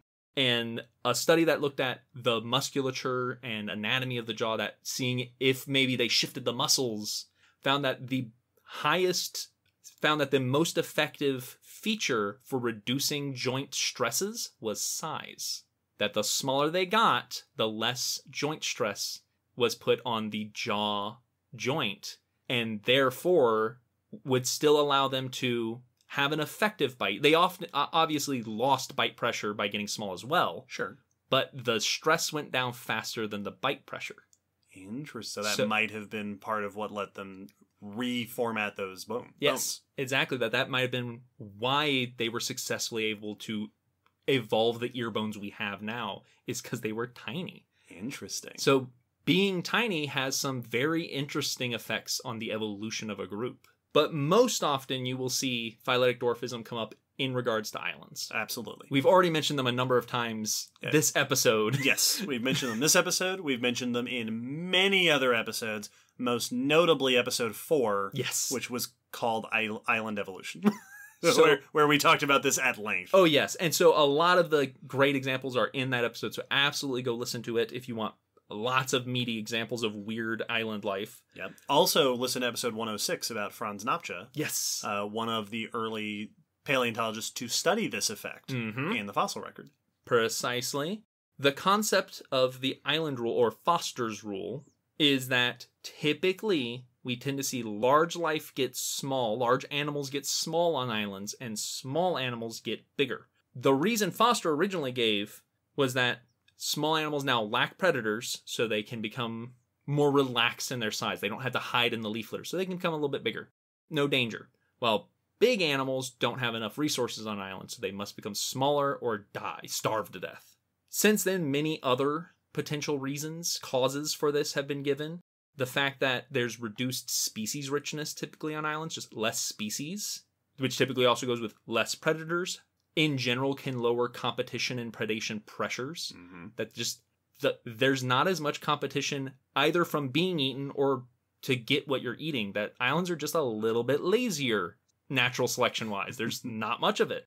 And we do see an extremely strong trend of unusually big animals and unusually small animals on islands. Like the record of that is very sound. Modern and fossil. Exactly. We've found extinct dwarf elephants, what seems to be dwarf dinosaurs. We have also seen giant animals, the goose that we mentioned in the news as well. There are tons of fossil examples of large flightless island birds. Yep. There's the kakapo, which is the heaviest parrot today, an island bird. The pygmy chameleon is also island. Yep. And since it's Snake Month, I thought you might have some examples that fit this island situation, David. I sure do. Yeah, there are numerous examples from multiple parts of the world of island dwarfism in snakes. Yeah. Where you see oftentimes a subset of a species. So a species that is found on a mainland and also on an island, and the ones that are on the island will tend to be smaller. And that is very common with insular dwarfism in general, and is sometimes how it is defined in certain studies. It only counts as dwarfism or gigantism if it is compared to a mainland group of this species. Yes. This is known here in North America. It's known on the other side of the world, for example, in tiger snakes. One of the best studied examples of this in the modern world is rattlesnakes in the Gulf of California.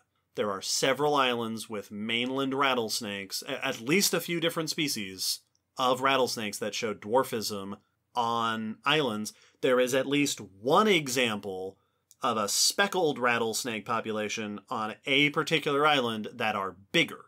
Oh. So these rattlesnakes show both insular gigantism and insular dwarfism. That's cool. But what's really interesting is I read a couple of different studies that talked about how we see these trends in these rattlesnakes, but we don't see the same trends in other snakes on the same islands. Yep. So the colubrid snakes in these regions aren't following these same trends, which probably comes down to habitat and lifestyle. Studies have also documented that there tends to be a diet shift, that the shift from larger mainland rattlesnakes to smaller island rattlesnakes tends to correlate with a shift from eating mostly mammals to eating mostly lizards. Oh, makes sense. This is a trend that is found across a number of different snake species, that shift from mammals to lizards with the smaller size. And one of the papers I found also noted that large island snakes tend to correlate with the presence of colonies of nesting birds. So all sorts of factors from the lifestyle of the animals, the competition for food, what food is available, reproductive habits have all been potentially correlated with whether different species of snakes get bigger, get smaller, or stay the same when a population of them makes it onto an island. Yeah, so even the island rule is extremely varied within a closely related group, like just snakes. Yes. Respond to it differently. And also, your point about the food availability being important to the snakes and whether we saw a change in their size also seems to be true in many other predators.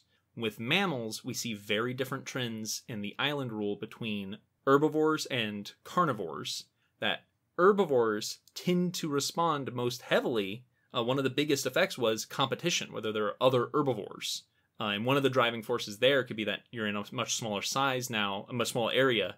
So competition, if there are multiple herbivores, could be raised. And that having small and big herbivores is beneficial. Because now you can niche partition and the big ones can eat higher up food and the smaller ones can eat lower down food. And so you may see a stronger push in that. Because we do sometimes see gigantism in herbivores, though typically it's more common that we see herbivores get small on islands. But predators, competition, and area did not matter at all. It was only prey availability. That was the only thing that the study found to be consistently correlated with size change on islands and predators. In mammalian predators. In mammalian predators. Which is interesting because one of the studies that I read about the snakes found that there was a potential correlation between island size and the body size in certain island snakes. Yes.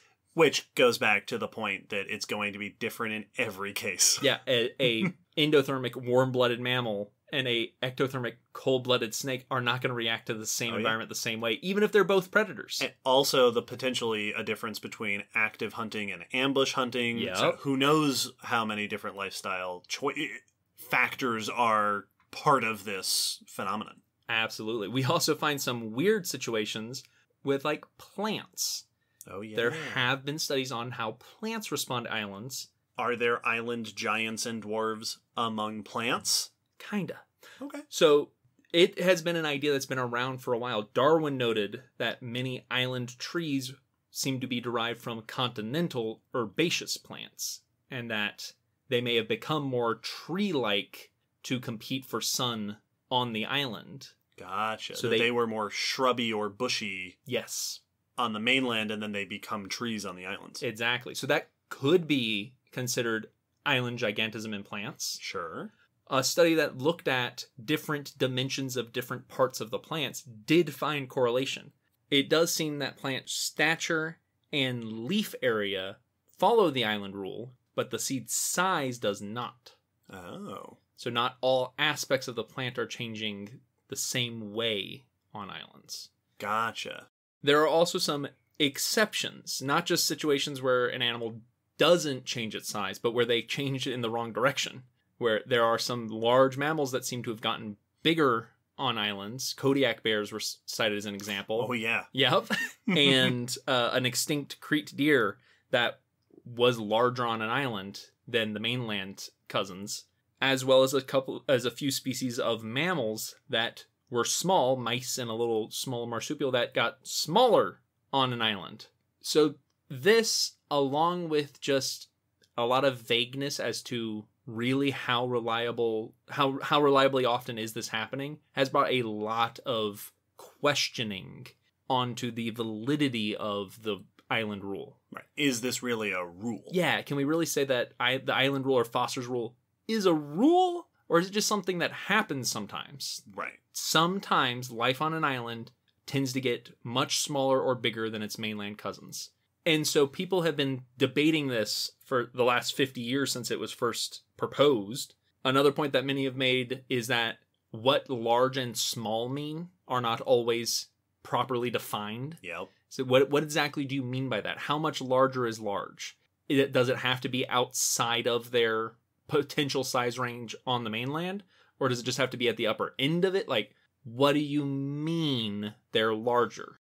And does it need to be a consistent amount of largeness or smallness for us to call it a rule? One study I found from 2018 took a very different approach. Instead of looking at the actual animals, looked at the studies on the island rule. They reassessed and evaluated and kind of, took a critical view of studies on the island rule. 143 relevant studies. They found, according to the studies, only about 50% of those supported the island rule. Only 50% actually came out saying, we find support. While many authors will be quoted saying that 59% of studies show support. So when actually counting, the percentage seems to be a good bit lower than what many authors claim there is. They then looked at something called harking, which is a term that means hypothesizing after the results are known.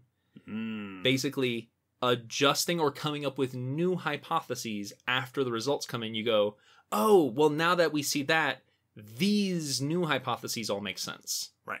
Which can be fine, because that can give you lots of really good ideas, but you need to state clearly what hypotheses you had beforehand and which ones you had afterward. Because if you present those new hypotheses as some of your originals, it may seem like it gives extra support that your study was testing that to begin with, which is misleading and can adjust how our understandings for the support of a big rule, a big evolutionary trend like this.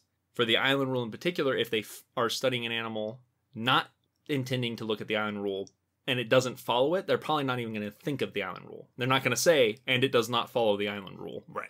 But if it does seem like it might follow the island rule, now that's a topic to include in the paper. It might even make it into the title or the abstract, making it seem more like this was something that was intentionally being tested from the beginning.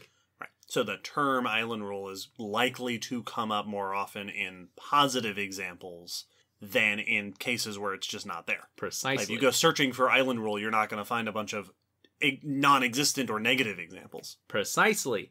So when they removed the papers that they found guilty of harking, they found only 43% of the papers supported the island rule at that point.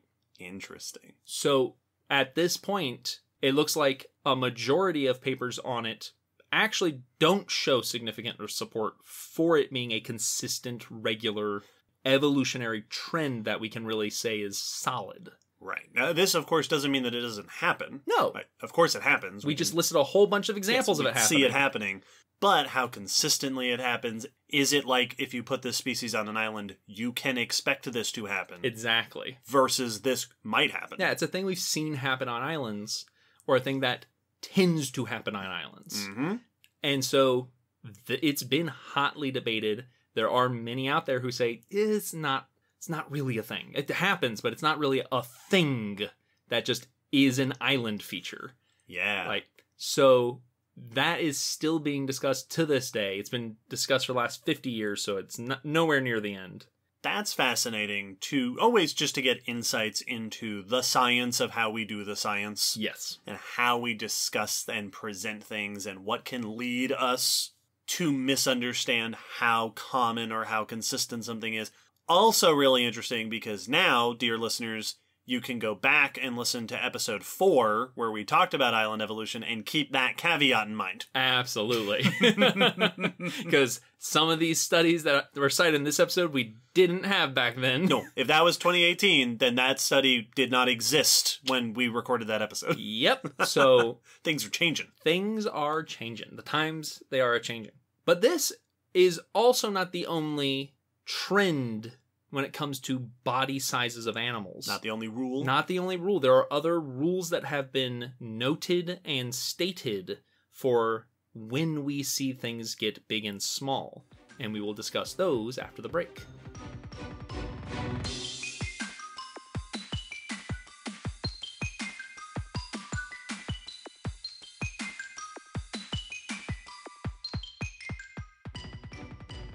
When it comes to large evolutionary trends in body size, there are some rules. They're called rules that you'll see come up very often. Specifically, Cope's rule, Allen's rule, and Bergman's rule. I've heard of all of those. Yep. These are rules that basically are describing common trends in how animal life responds to, depending on which rule, different aspects of either time or location and how it affects their body size. Now, as we just mentioned with the island rule, there are caveats, and none of these rules are absolute, that this is just has to happen. Yep. Some of them, in fact, contradict each other. Yes, they do. But to give you a brief definition of each, and then we'll take a slightly deeper dive into them. Cope's rule, named after Edward Drinker Cope. Episode 58, one of the guys in the Bone Wars. Yep, but I believe was never actually stated by Cope. It was named after observations. Oh, interesting. Cope made, but wasn't actually quoted from Cope. This gives the idea that lineages, groups of life, tend to get bigger over evolutionary time. That effectively, if you look at a group, take any group of animal life, that at the beginning of their evolutionary history, when we first see them show up in the fossil record, they will be smaller than we will tend to see them later on in their evolutionary history. 10, 20, 50 million years later, they will be bigger. Yes, and that will continue. This is one that is, of course, a very broad statement. Yes, and which we've already contradicted in this episode. Yep. But there is a lot of research on it, so we'll look into that. But quickly, just to give you the other rules so you can have them in your mind, because these overlap as well and are often talked about in relation to one another. Allen and Bergman's rule both deal with where animals are on the planet or what environments they're in. Bergman's rule, named after German biologist Carl Bergman, when they stated it back in 1847, says that broadly distributed groups, populations in colder areas will tend to be larger than the populations in warmer areas. That if you have a group of animals spread out across the planet, the smallest ones are going to tend to be in the warmer areas, and the largest ones are going to tend to be in the colder areas. Sometimes you'll see this linked to latitude. How close or far from the equator are they? As to smaller things near the equator, bigger things farther from the equator. But originally and officially it is temperature that Bergmann's rule deals with. Allen's rule is using the same measure of temperature or sometimes latitude, but is instead looking at limb length. And so you'll see these two side by side. We won't be talking about Allen's rule as much in this episode because it doesn't actually deal with body size. Mm-hmm. But it is dealing with the same scenarios as Bergmann's, identical, but is instead saying that animals in warmer areas tend to have thinner extremities, while animals in colder areas tend to have thicker extremities. Both of those are dealing with retaining heat in cold areas and not overheating in hot areas. Yes. The more mass you have, the more heat you retain, and the less surface area you have, so you don't cool off as quickly in a cold area, but you'd overheat more easily in a hot area, so thinner, smaller makes you much easier to keep cool. Now, Cope's I feel like that's the one I knew, like, earliest on. Like, that's the one I had heard about most frequently of the rules. Yeah. I feel like that one was slightly more famous, at least in my hearing about it. Yeah, I definitely heard about Bergmann's rule first of these. Really? I hear Bergmann's rule all the time. Yes. Which comes partially from working with quaternary paleontologists. Which makes sense. And Bergmann's does have a lot of solid support for it, so we'll get into that. Cope's rule, one of the issues with Cope's rule is, while even if we take the suggestion at face value, why it's happening hasn't been answered. Why would animal lineages trend bigger and bigger over time? Exactly. One of the original suggestions is just that the originators of groups, the earliest ancestors, tend to be small. Right. So just statistically, if you're going to pick a direction, you can only get so much smaller before you're getting into fairy fly territory, but you can get lots bigger. So you're going to see an upward trend in size for that group. There's also been the suggestion that all those benefits we talked about for gigantism could be a driving force on a group level that's just like, yeah, if this species can get big, it'll be more successful, so you'll start seeing bigger species, which would then therefore be a natural selective pressure for lineages to grow big. This rule has plenty of studies supporting it and plenty not supporting it. So, like so many things with Cope, it's controversial. It's controversial. There are a number of scenarios that do seem to fit into this rule quite nicely. Dinosaurs have been pointed out, that dinosaurs at the beginning of the Mesozoic are about 25% smaller than average size for dinosaurs at the end of the Mesozoic. That in general, Dinosauria gets bigger over the course of the Mesozoic. We also see that with mammals, that the earliest mammals were very small, and even if you just go from the end of the Mesozoic, that mammals at the beginning of the Cenozoic are notably smaller than the average size for mammals later in the Cenozoic. Yeah, we've mentioned a few examples of this in previous episodes of specific groups, yes, like elephants and horses. And that's one of the things they note here, is that very often, even not just as an overall group, but within lineages of mammals, you see about almost a 10% increase within individual lines of mammal evolution. So there are some that do seem to fit that.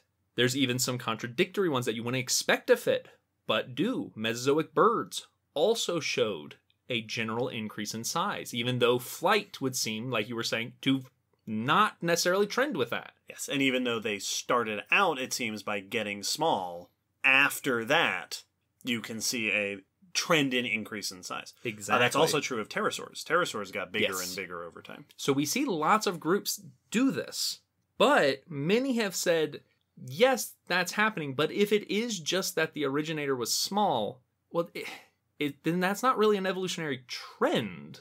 That's just happens. Like, if you start out with small and then you diversify, well, just statistically, That's going to give you more options. You're going to increase your number of big ones because there were no big ones. Right. That might not necessarily be something informative about evolution, about the process of natural selection, or about success of various animal lineages. That might just be an inevitable consequence of the way that evolution happens. Yes, exactly. So if you start out small, it is more likely that the lineage will gradually, on average, get bigger than it will get smaller. Well, it'd be the same way as if you had, if you had a group of people and you increase that group of people, it's very likely whatever factor you're wanting to look into, diversity of that group or hobbies of that group, you're going to get more of those just because you increase the number of people. Like, you're going to get more people who play sports. Did sports become more common? Is that a correct way to say that? Or you just got more sports players because now there's more people? So some people have called it a psychological artifact, that it is something we are interpreting, but it's not actually a pressure. It's not actually a thing evolution is driving. It's just that it happens as a group diversifies. There was one study, but looking at rodent teeth, that found that while you did see the population of these rodents skew to a larger size in their distribution, the overall size category basically remained the same, in the fact that most of the rodents were still small, but a number of individuals got bigger, which skewed the overall average mass. But the group itself was not really getting bigger as a whole. Gotcha. So it's one of those where it stayed mostly in the same weight class. Yes, exactly, with a couple of exceptions. But looking at it from the outside, you see a skew to larger size over time. But is that enough to say that the group got bigger over time? Right. If you've got one or two species among 100 species that happen to evolve giant size for whatever reason, that's going to ramp up the average. Exactly. It's also worth noting that Cope's rule is something that we're looking at over long evolutionary periods of time, which means we're relying on the fossil record, which, as we have discussed repeatedly, including in this episode, the fossil record preserves large things better than small things. It sure does. Which means that we can also be seeing a bias in the fossil record. And even when we look at today's animals, there's a study in 2010 that was just testing Cope's rule. And they looked at 3,253 extant mammal species. Living modern-day mammal species. Yep. And looked at the phylogenetic tree of their history and found that the current data doesn't seem to favor Cope's rule. Interesting. That study did not find significant support. So that is a common, consistent trend. Yeah. So this is another one where there are absolutely groups where it does seem they got bigger over time. But saying that animal life tends to get bigger over time may be an overstep. Yeah. That may be misleading.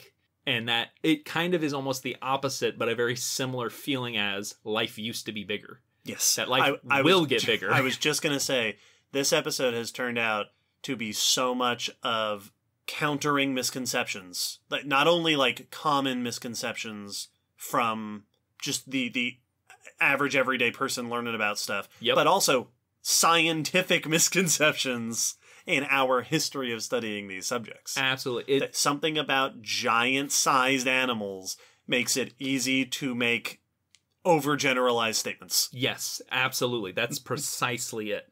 Now, almost on the flip side is Bergmann's rule, which does have a lot of support for it. Yeah. In certain scenarios. So Bergmann's rule, again, it's interesting because you pointed out that Bergmann's rule is larger body sizes in colder habitats, which tends to correlate with latitude. Yes. Like, more polar tends to be bigger, but it isn't actually exclusively that, which was news to me. Yeah. Or if I had learned that, I had forgotten that. Yes. Because this could also apply up and down a mountain. Yes. That at the top where it's colder, you should see heftier. I typically hear Bergmann's rule used to refer to latitude, which it does correlate with latitude. Yeah, majority of situations, that is what you're talking about. Yes, but that's not exclusively what it is. Yeah, temp is the key thing here, and that has been debated, because temperature is not the only thing that varies at latitudes. Mm-hmm. You see other things shift from latitudes. Light levels shift from latitudes. temperature shifts, but along with that, often food productivity. Yes. So if light and temperature are changing, then plants are changing. Yeah, so there have been those who've said, okay, we're not arguing with the trend, but is the reason you're giving the correct reason? Right. And in almost a reversal of what has been the common conclusion here in this episode, it does seem like temperature is the driving force. Oh, cool. It seems that is absolutely the driving main cause for Bergman's rule is hot and cold. Way to go, Bergman. Yeah. Now, where it gets different is that this absolutely applies to warm-bodied animals. Yes. And I can think of a bunch of great examples among mammals. Yes. Like here in North America. And what's so cool about Bergman's rule is it isn't just like, if you look at mice up north versus mice down south, you'll see a difference.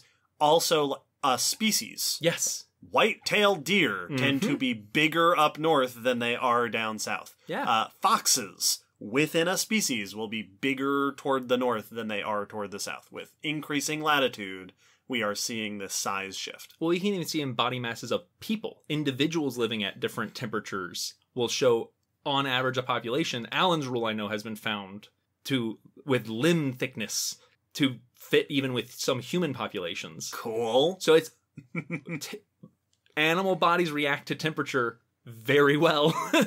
Warm-bodied animals, birds and mammals, is very common. It has been found, a number of studies, but a 2003 one is the one I found, looked at 94 species of bird and 49 species of mammal, and found that over 72% of the birds and 65% of the mammals followed Bergman's rule extremely well. Cool. Where you get the gaps in this rule is when you look at ectotherms, or cold-bodied reptiles and invertebrates. Yeah. Things that aren't maintaining their own body heat, and therefore don't have a reason to retain it, but also need to get it from outside. Yes.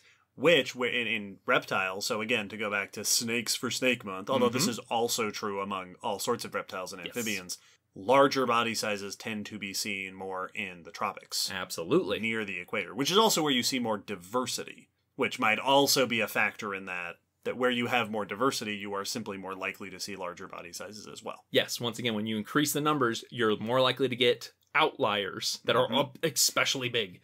So one thing we haven't actually explained is why being bigger as a mammal is helpful in a cold place. And this comes down to a mathematical law called the square-cube law, or the cube-square law. Which we have brought up before on this podcast. Have. When you take any physical body and you make it bigger, the surface area, the outside surface, does not increase as quickly as the internal volume. So if we take a cup and make it bigger, the amount of surface area on that bigger cup has not gotten as big as quickly as the amount of water you can now put in that bigger cup. Yes. So surface area does not increase at the same rate as internal volume, which means when you're bigger, there is less skin for heat to radiate off your body. So a bigger animal has less skin to lose heat from. Compared to their internal volume. And their inside has more volume to maintain heat, to be warm. Yeah, so compare us with an elephant, or a bear, which has a very similar body shape. A bear has more surface area than we do. There's more skin-to-air contact, but it has way more volume than we do. So it loses heat more slowly. Yes. If anyone's still having trouble with the ratio, with us and the bear, what that means is if you took a human and a bear and you skinned them both, if the bear weighs twice as much as we do, what's left over weighs twice as much as the person, the skin of the bear does not weigh twice as much as the human skin. It hasn't increased the same amount. That's the key. So the opposite is also true, that if you get smaller, you now have more surface area compared to how much is inside you, so you can lose heat very quickly. So in a hot environment, you can cool off very rapidly. Yes. This is something I will often cite when my girlfriend complains about being very cold. Yep. Because she is a very petite person, and I will tell her that that's because you have a very low volume to surface area ratio. Yep. You're radiating lots of heat. I stay warm easily. That big muscly person over there in their tank top on a winter day. Yeah, I was gonna say, I love cold weather. I like to keep my AC nice and chilly. I get hot very quickly. With ectotherms, with your reptiles, your cold-blooded animals, this is still true. They still obey the square cube law because they are a physical thing. Yes. But they need to get heat from their outside environment. At that point, the more surface area you have, the more efficiently you're going to heat up.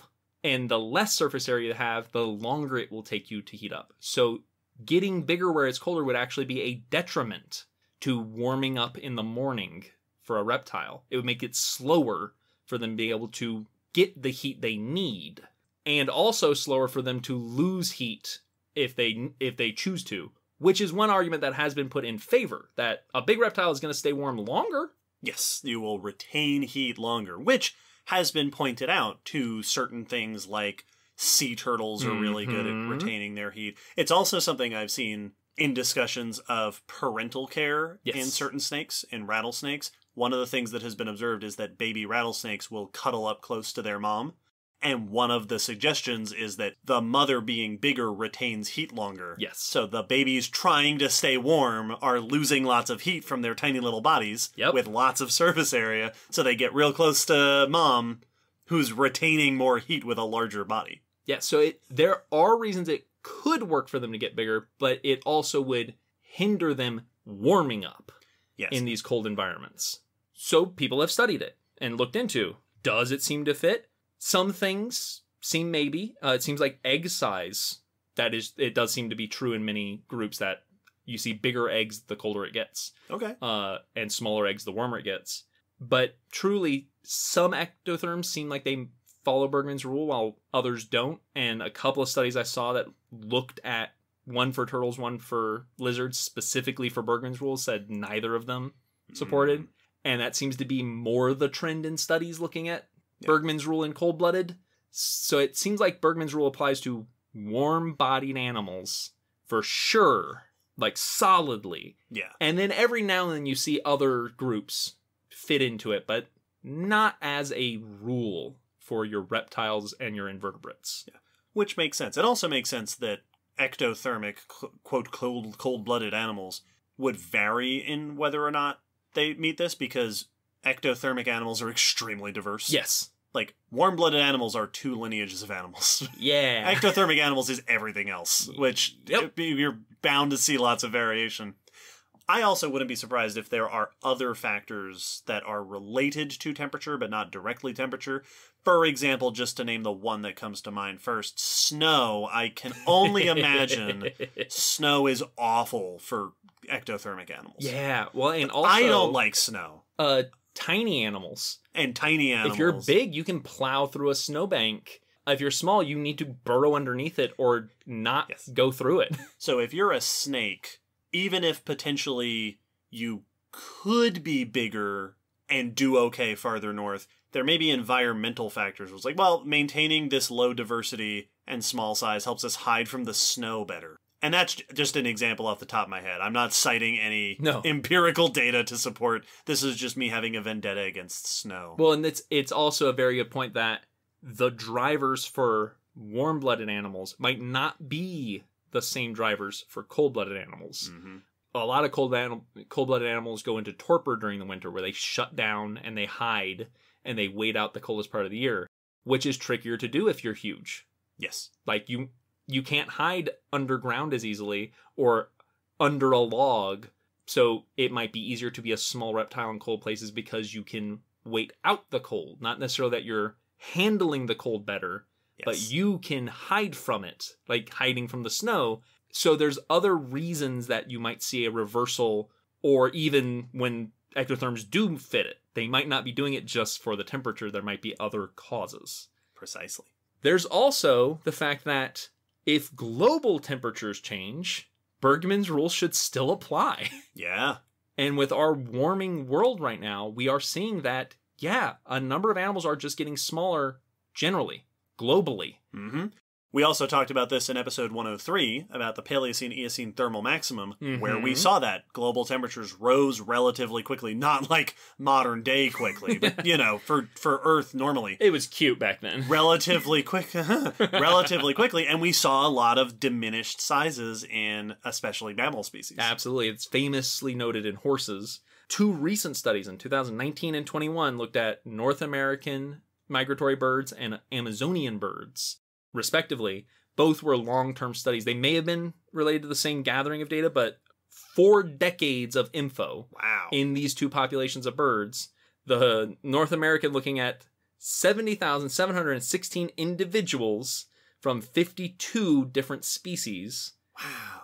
And I didn't get an individual number, but 77 species from the Amazon, all of which have shown a decrease in overall body size over the last 4 decades. Wow, which is totally what Bergman's rule would predict. Oh, yeah. They've also shown many of them, not as conclusively as the body size, but still quite regularly, a increase in wing length compared to body size. Hey! Which may be to be more efficient. This was much more in the migratory birds than the Amazonian ones.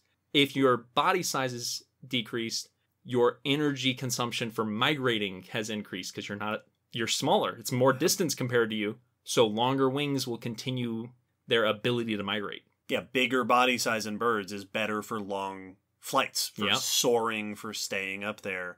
Interesting. And that's a fascinating, and we haven't touched on this a whole lot in this episode, but that is a fascinating little point about how changing body size in a species has cascading effects on all sorts of other aspects of that species. Yes. Like, if a species gets larger, that changes what you need for locomotion. It is why walking animals at large sizes tend to converge on those column-like legs directly under the body, because that's kind of what you need after a certain size. Large-bodied birds tend to converge on larger, broader wing shapes for helping to keep those bodies up. Being very large or being very small has all sorts of impacts on other aspects of animal evolution. Yeah. Physics doesn't scale. You can't just make something the size of an elephant but shaped like a mouse, because it's going to collapse under its own weight and not be able to move very well because its legs are not able to handle that much mass. Yeah. So we see some major trends. We also see Bergman-esque trends in plants, but not the same. A study in 2009 looked at 22 different environmental variables to try to see what global patterns there were in plants from latitudes, equator to pole. And they found that in the colder, drier environments where it's lower productivity, you tend to see a wider range of heights in the plants. With a wider degree of short to tall plants, while in the warmer environments, closer to the equator, wetter, more productive, there is a notable lack of short species that you tend to see lots of tall species. So it's more the opposite. Once again, if you call tallness the same as size, right? But sure, it's trickier. You can't measure a plant the same way you can measure an animal. Nope, they are fundamentally different.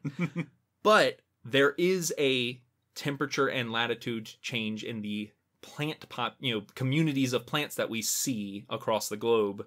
Very similar patterning to Bergman's rule, but different results. Yeah. Interesting. They also seem to be more attributed to precipitation level. That makes a lot of than sense. Temperature. That seemed to be the real key one. So it's, like I said, Bergman-esque. It's still following a lot of the similar patterns. We need a German botanist to come up to name this effect after. Agreed. Now, there is one other named trend in gigantism that we haven't talked about yet, but we have talked about on the podcast before, which is deep sea gigantism. Oh yeah, episode 128 we went to the deep sea. We sure did, and discussed the fact that we often see species of a group reach much larger sizes at depth. And sometimes you'll see this as polar gigantism. They're very, very similar. Closer you get to the pole and the deeper down you go, basically the colder waters you get into, we tend to see larger species, larger individuals of groups. And there's been tons of conversation about why this happens. The cold water aspect of it has often been attributed to oxygen levels, that colder waters can dissolve higher amounts of oxygen. Yeah, cold water can hold more oxygen. It's just because it's less active, it's not going to bump the oxygen out of the water as quickly as warm water would. But there has been research that has found that oxygen levels in water does not correlate with oxygen accessibility in water. So it's not quite like those giant insects of the Carboniferous. Exactly. That's actually specifically what one study in 2013, which was titled, Why Polar Gigantism and Paleozoic Gigantism Are Not Equivalent. Oh man, I am just as smart as whoever wrote that. Yep. That more oxygen in the water is not the same as being able to get oxygen more easily. Yes. That when you have more oxygen in the air, it interacts physically with a body differently than it does in water. Air and water are fundamentally different. That they sure are. Yep. So more oxygen means bigger arthropods, bigger invertebrates on land. That doesn't seem to coordinate with in water the same way. What one finding suggested is that it may still be in response to oxygen, because oxygen really does seem to be the factor that trends with the size in these situations. But maybe it's not that they're getting more oxygen, maybe it's that they're dealing with more oxygen. Oxygen can be toxic at too high of levels. Like most things on the periodic table, if you have too much of it, it will kill you. Yep. You can get oxygen poisoning. There was one suggestion that was perhaps these large body sizes are to better resist oxygen toxicity. Oh man. More body is harder to poison. Yes. Because you're denser. There's more of you. Yeah, it diffuses throughout the body more. Yeah. Than being concentrated in a tiny body. Chemicals, it takes more chemicals. It's why we take more tranquilizer to take down a big animal than a little itty bitty one. Yep. So they might be big to resist the higher levels of oxygen and not get poisoned by it. Interesting. And one of the big reasons I brought it up here at the end is it has been found that the trends that we see, the patterns that we see in deep sea and polar gigantism follow almost exactly with Bergman's rule on land. And one study, a 2001 study, suggested that really we should combine these two. Ooh. That Bergman's rule deals with surface latitudes and deep sea deals with depth. Right, but it's all temperature all related, kind of. Yeah, it's all following basically the same pattern. The temperature gradient. Yes. Whether or not the temperature specifically is the main factor, the factors are following the temperature gradient. Yes, exactly. So now we need a third German person. Yep. So there are a bunch of patterns of gigantism, particularly. Insular dwarfism is really the one example of patterned dwarfism that we tend to see. You could also argue, I suppose, that just the Bergman's rule includes both. Exactly. Yes. Bergman, typically the way we say it is you are bigger in the colder areas or in the higher latitudes. But a hotter Earth is also smaller animals. Yes. And if, I mentioned the foxes and bears do this and deer do this here in North America. If that population started up north, yes, then the evolutionary trend we're seeing is dwarfing. Yeah. Is miniaturization as they move down south. Exactly. So there are a bunch of patterns that have been noticed, some more solid than others, some solid in certain scenarios, while not in others. And the bottom line is what causes animal life to get big or small basically depends on what situation you're talking about and what animal you're talking about. Yeah, that's going to vary population to population. Yep, and lineage to lineage. Like, you can't say birds get bigger in this situation. Well, some have. Yes. Some snakes get smaller on islands, but that's not something that we can say definitively. Like you mentioned, being big-bodied or small-bodied fundamentally affects everything about the way you are an animal. Yes. Like, it affects how much energy you need, how you're going to need to move around, how much space you need. It affects fundamentally the way you interact with the rest of the world. And I think that's a really interesting point in this subject that we won't go into here. We'll leave this mainly as an exercise for the listeners.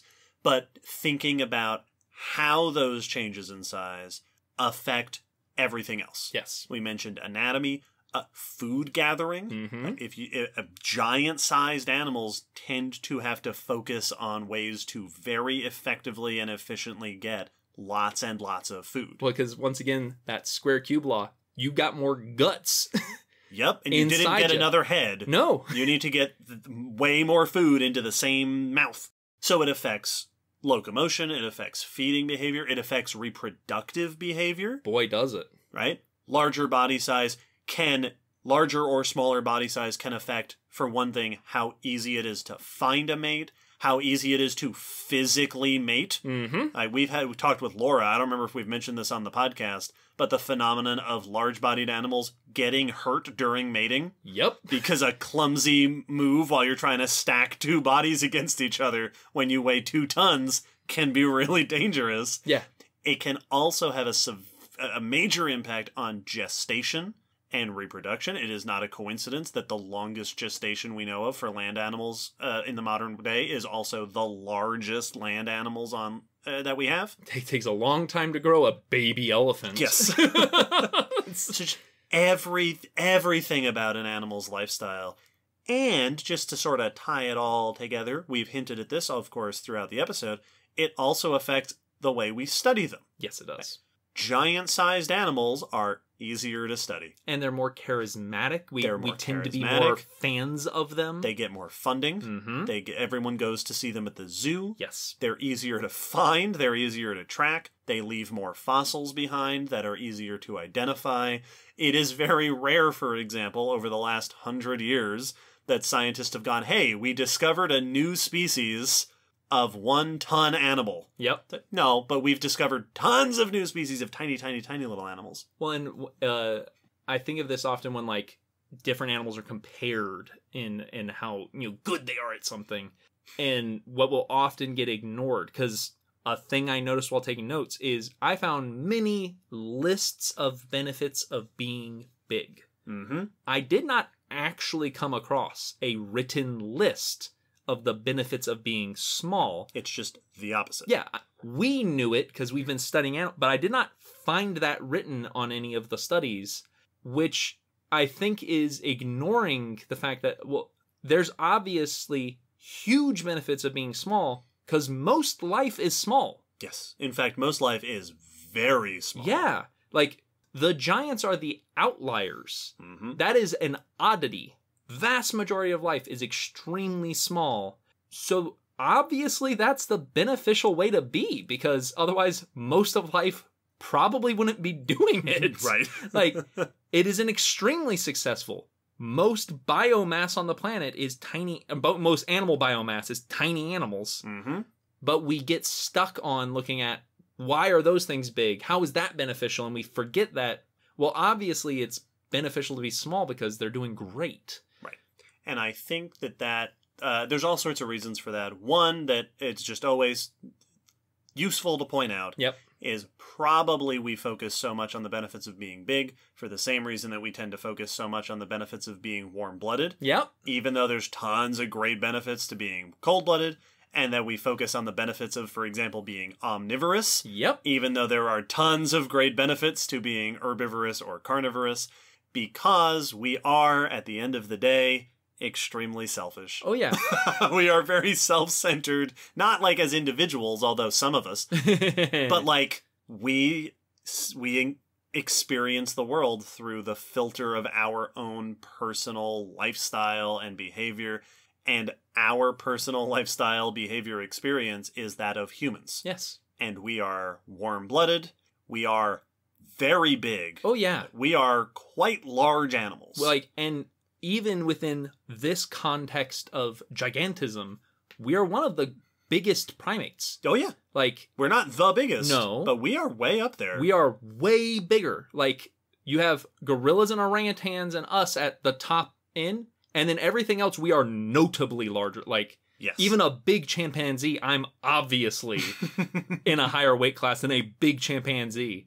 So we are, you could consider us giant apes.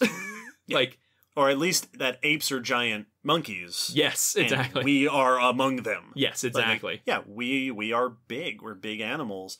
So this episode, I love that this episode, one of the themes that sort of emerged in this episode was identifying evolutionary trends and identifying biases in how we study these trends and in how we interact with these. And one of the most important biases always, of course, is that we are but humans. Yep. There are only one species is studying all the rest. Yep.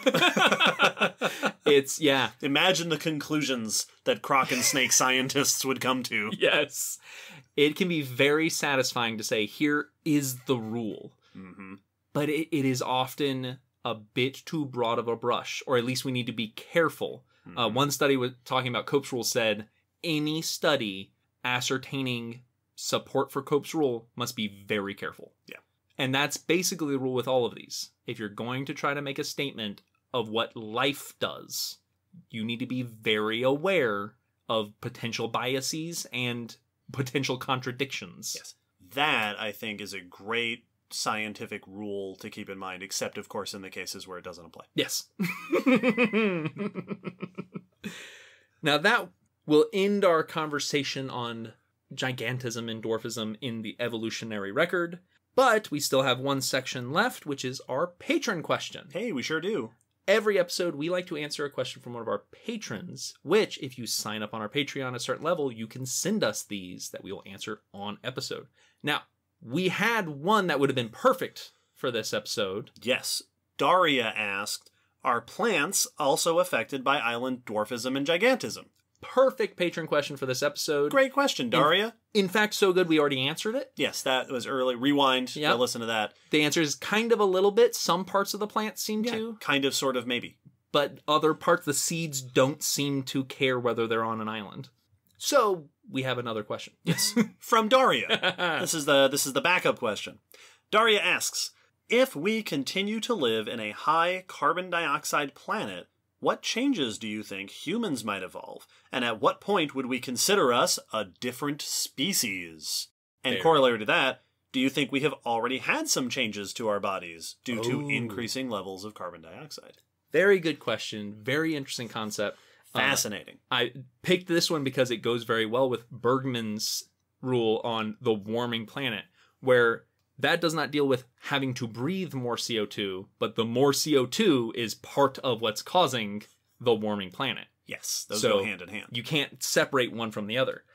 As far as how it would affect us, the issue with us peoples is we are very good at adjusting the environment around us. Mm-hmm. So, like, if you have a group of people move up to, move all the way down to Antarctica, it's not likely that even many generations from now, we would see a huge effect of Bergman's rule because they have heaters and warm clothes. Like, we've adapted our tools instead of our bodies for the most part. Now, that being said, we do see variation in different populations. Even in modern day, yes, we do. We'll see variations between, for example, industrial nations and other nations in just our physiology and lifestyle changes and such. So we would absolutely see a shift over the long run, whenever we're able to, if we make it there, whenever we're able to look back on the hundreds of, millions of years of human civilization. I wonder if we would get smaller. Yeah. Not only because temperature increase, but also because higher CO2 in the atmosphere would mean a lower relative amount of oxygen in the atmosphere. Yep.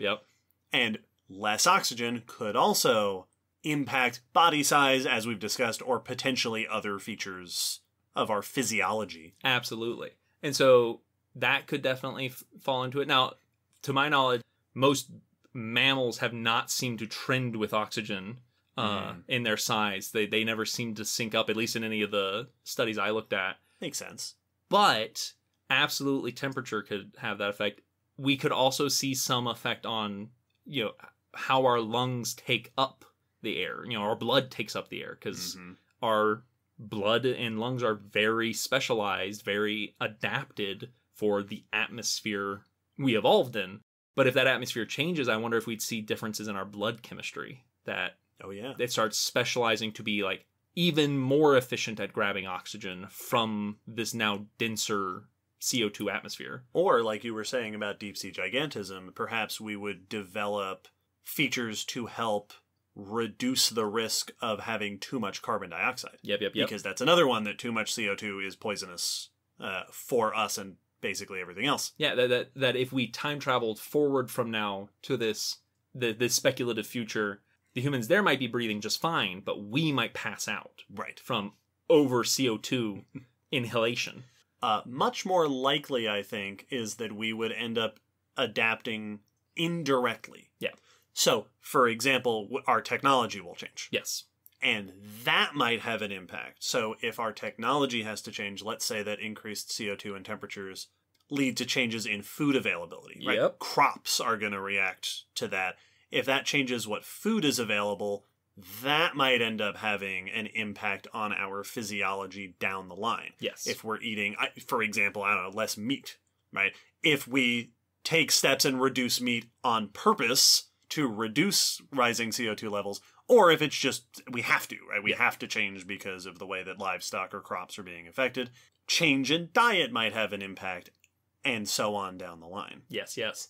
We would absolutely see tons of change in our technology, like CO2 scrubbers, inside buildings. That just becomes part of your AC unit, is also a machine that removes chunks of CO2 from the air that's being pumped in. Sure. So you could see stuff like that. I would definitely expect lots of that. Whether we or not we've already seen changes due to that, I wouldn't think so. No, I haven't seen anything related. Certainly nothing major. Yeah. Nothing that would probably be easily attributable to these rising CO2 levels. We humans have removed a lot of variables of natural selection from our average day-to-day lives by the big groups we live in with infrastructure, so that you're not typically having to go out and survive on your own. Well, and it's also the dramatic rise in CO2 has only actually been going on for so long. So we are slow to respond. Hospitals are really one of the biggest things that have just stuck it to natural selection, because we decide to save our sick and elderly. It was so bizarre. No, but like we don't, those most affected by the environment aren't just dying off regularly. Right. So we are slow to respond to those kind of changes anyway, and the change has not been around for very long. So it's not likely we can see anything now, and it's not likely we would see anything dramatic for a very long time unless human societal infrastructure collapses and we are suddenly Mad Maxing it around. Then, things are going to get much more natural selecty. As to the other part of the question, when would we consider ourselves a new species? Briefly, and to be realistic, we wouldn't. No. We would look back a long ways into the past and go, all right, this is a place where we might consider that we had changed. Yep. Like we do now. We look back and we go, all right, this is the place where we draw the line between us and Homo erectus, because it's been long enough that we get to decide where that line is. Yes. I don't know that Homo sapiens would ever change their own name. No. I think we will always be Homo sapiens. Yeah. I think what would more likely happen if we are going to be designated a new species is when an alien race comes and looks at the history of mankind and goes, you can see with the rising CO2 levels, Homo sapiens gave rise to Homo whatever. Yes. And we think that's probably the cause of this species changeover. Homo industrious. Yes. Yep. Excellent questions. Really fun to think about. Tons of fun. I love those speculative questions. And with that, we can start wrapping things up. This has been, appropriately, a big episode. Oh, yeah. Lots to say. Lots that wasn't said. I'm sure there are examples of gigantism and dwarfism we didn't get to that you would have wanted us to. Please tell us your favorite examples of evolutionary, gigantic, and miniaturized species. Yes, please, because there's so many cool examples. There's so many cool weird causes and questions, mysteries that we're still trying to figure out as to why we see this happen.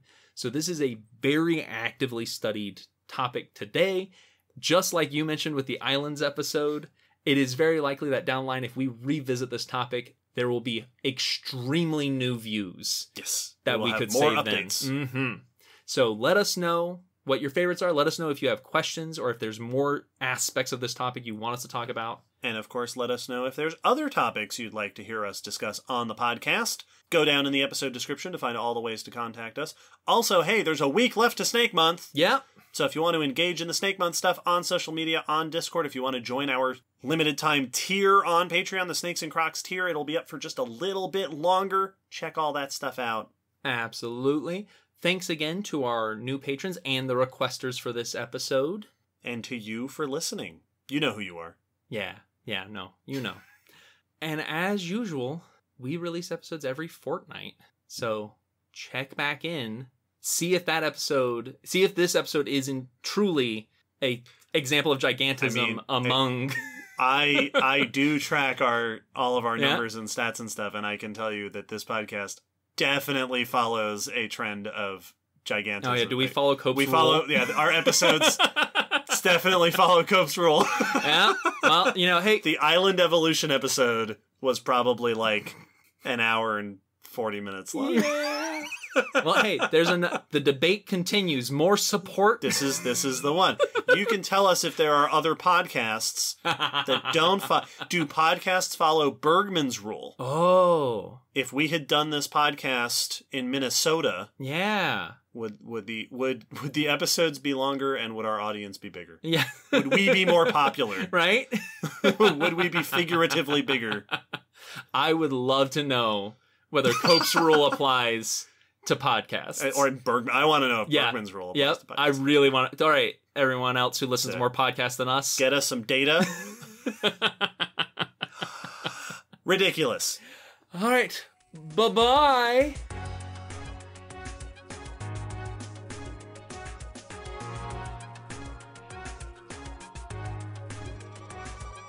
Thanks for listening to the Common Descent podcast. You can follow us on Facebook, Twitter, YouTube, and check our WordPress blog for pictures and links after each episode. Huge thanks to our patrons whose support helps keep this podcast running and who get access to bonus goodies on Patreon. The song you're hearing is called On the Origin of Species by Protodome, which we found at ocremix.org. Thanks again for listening. We hope you'll join us next time.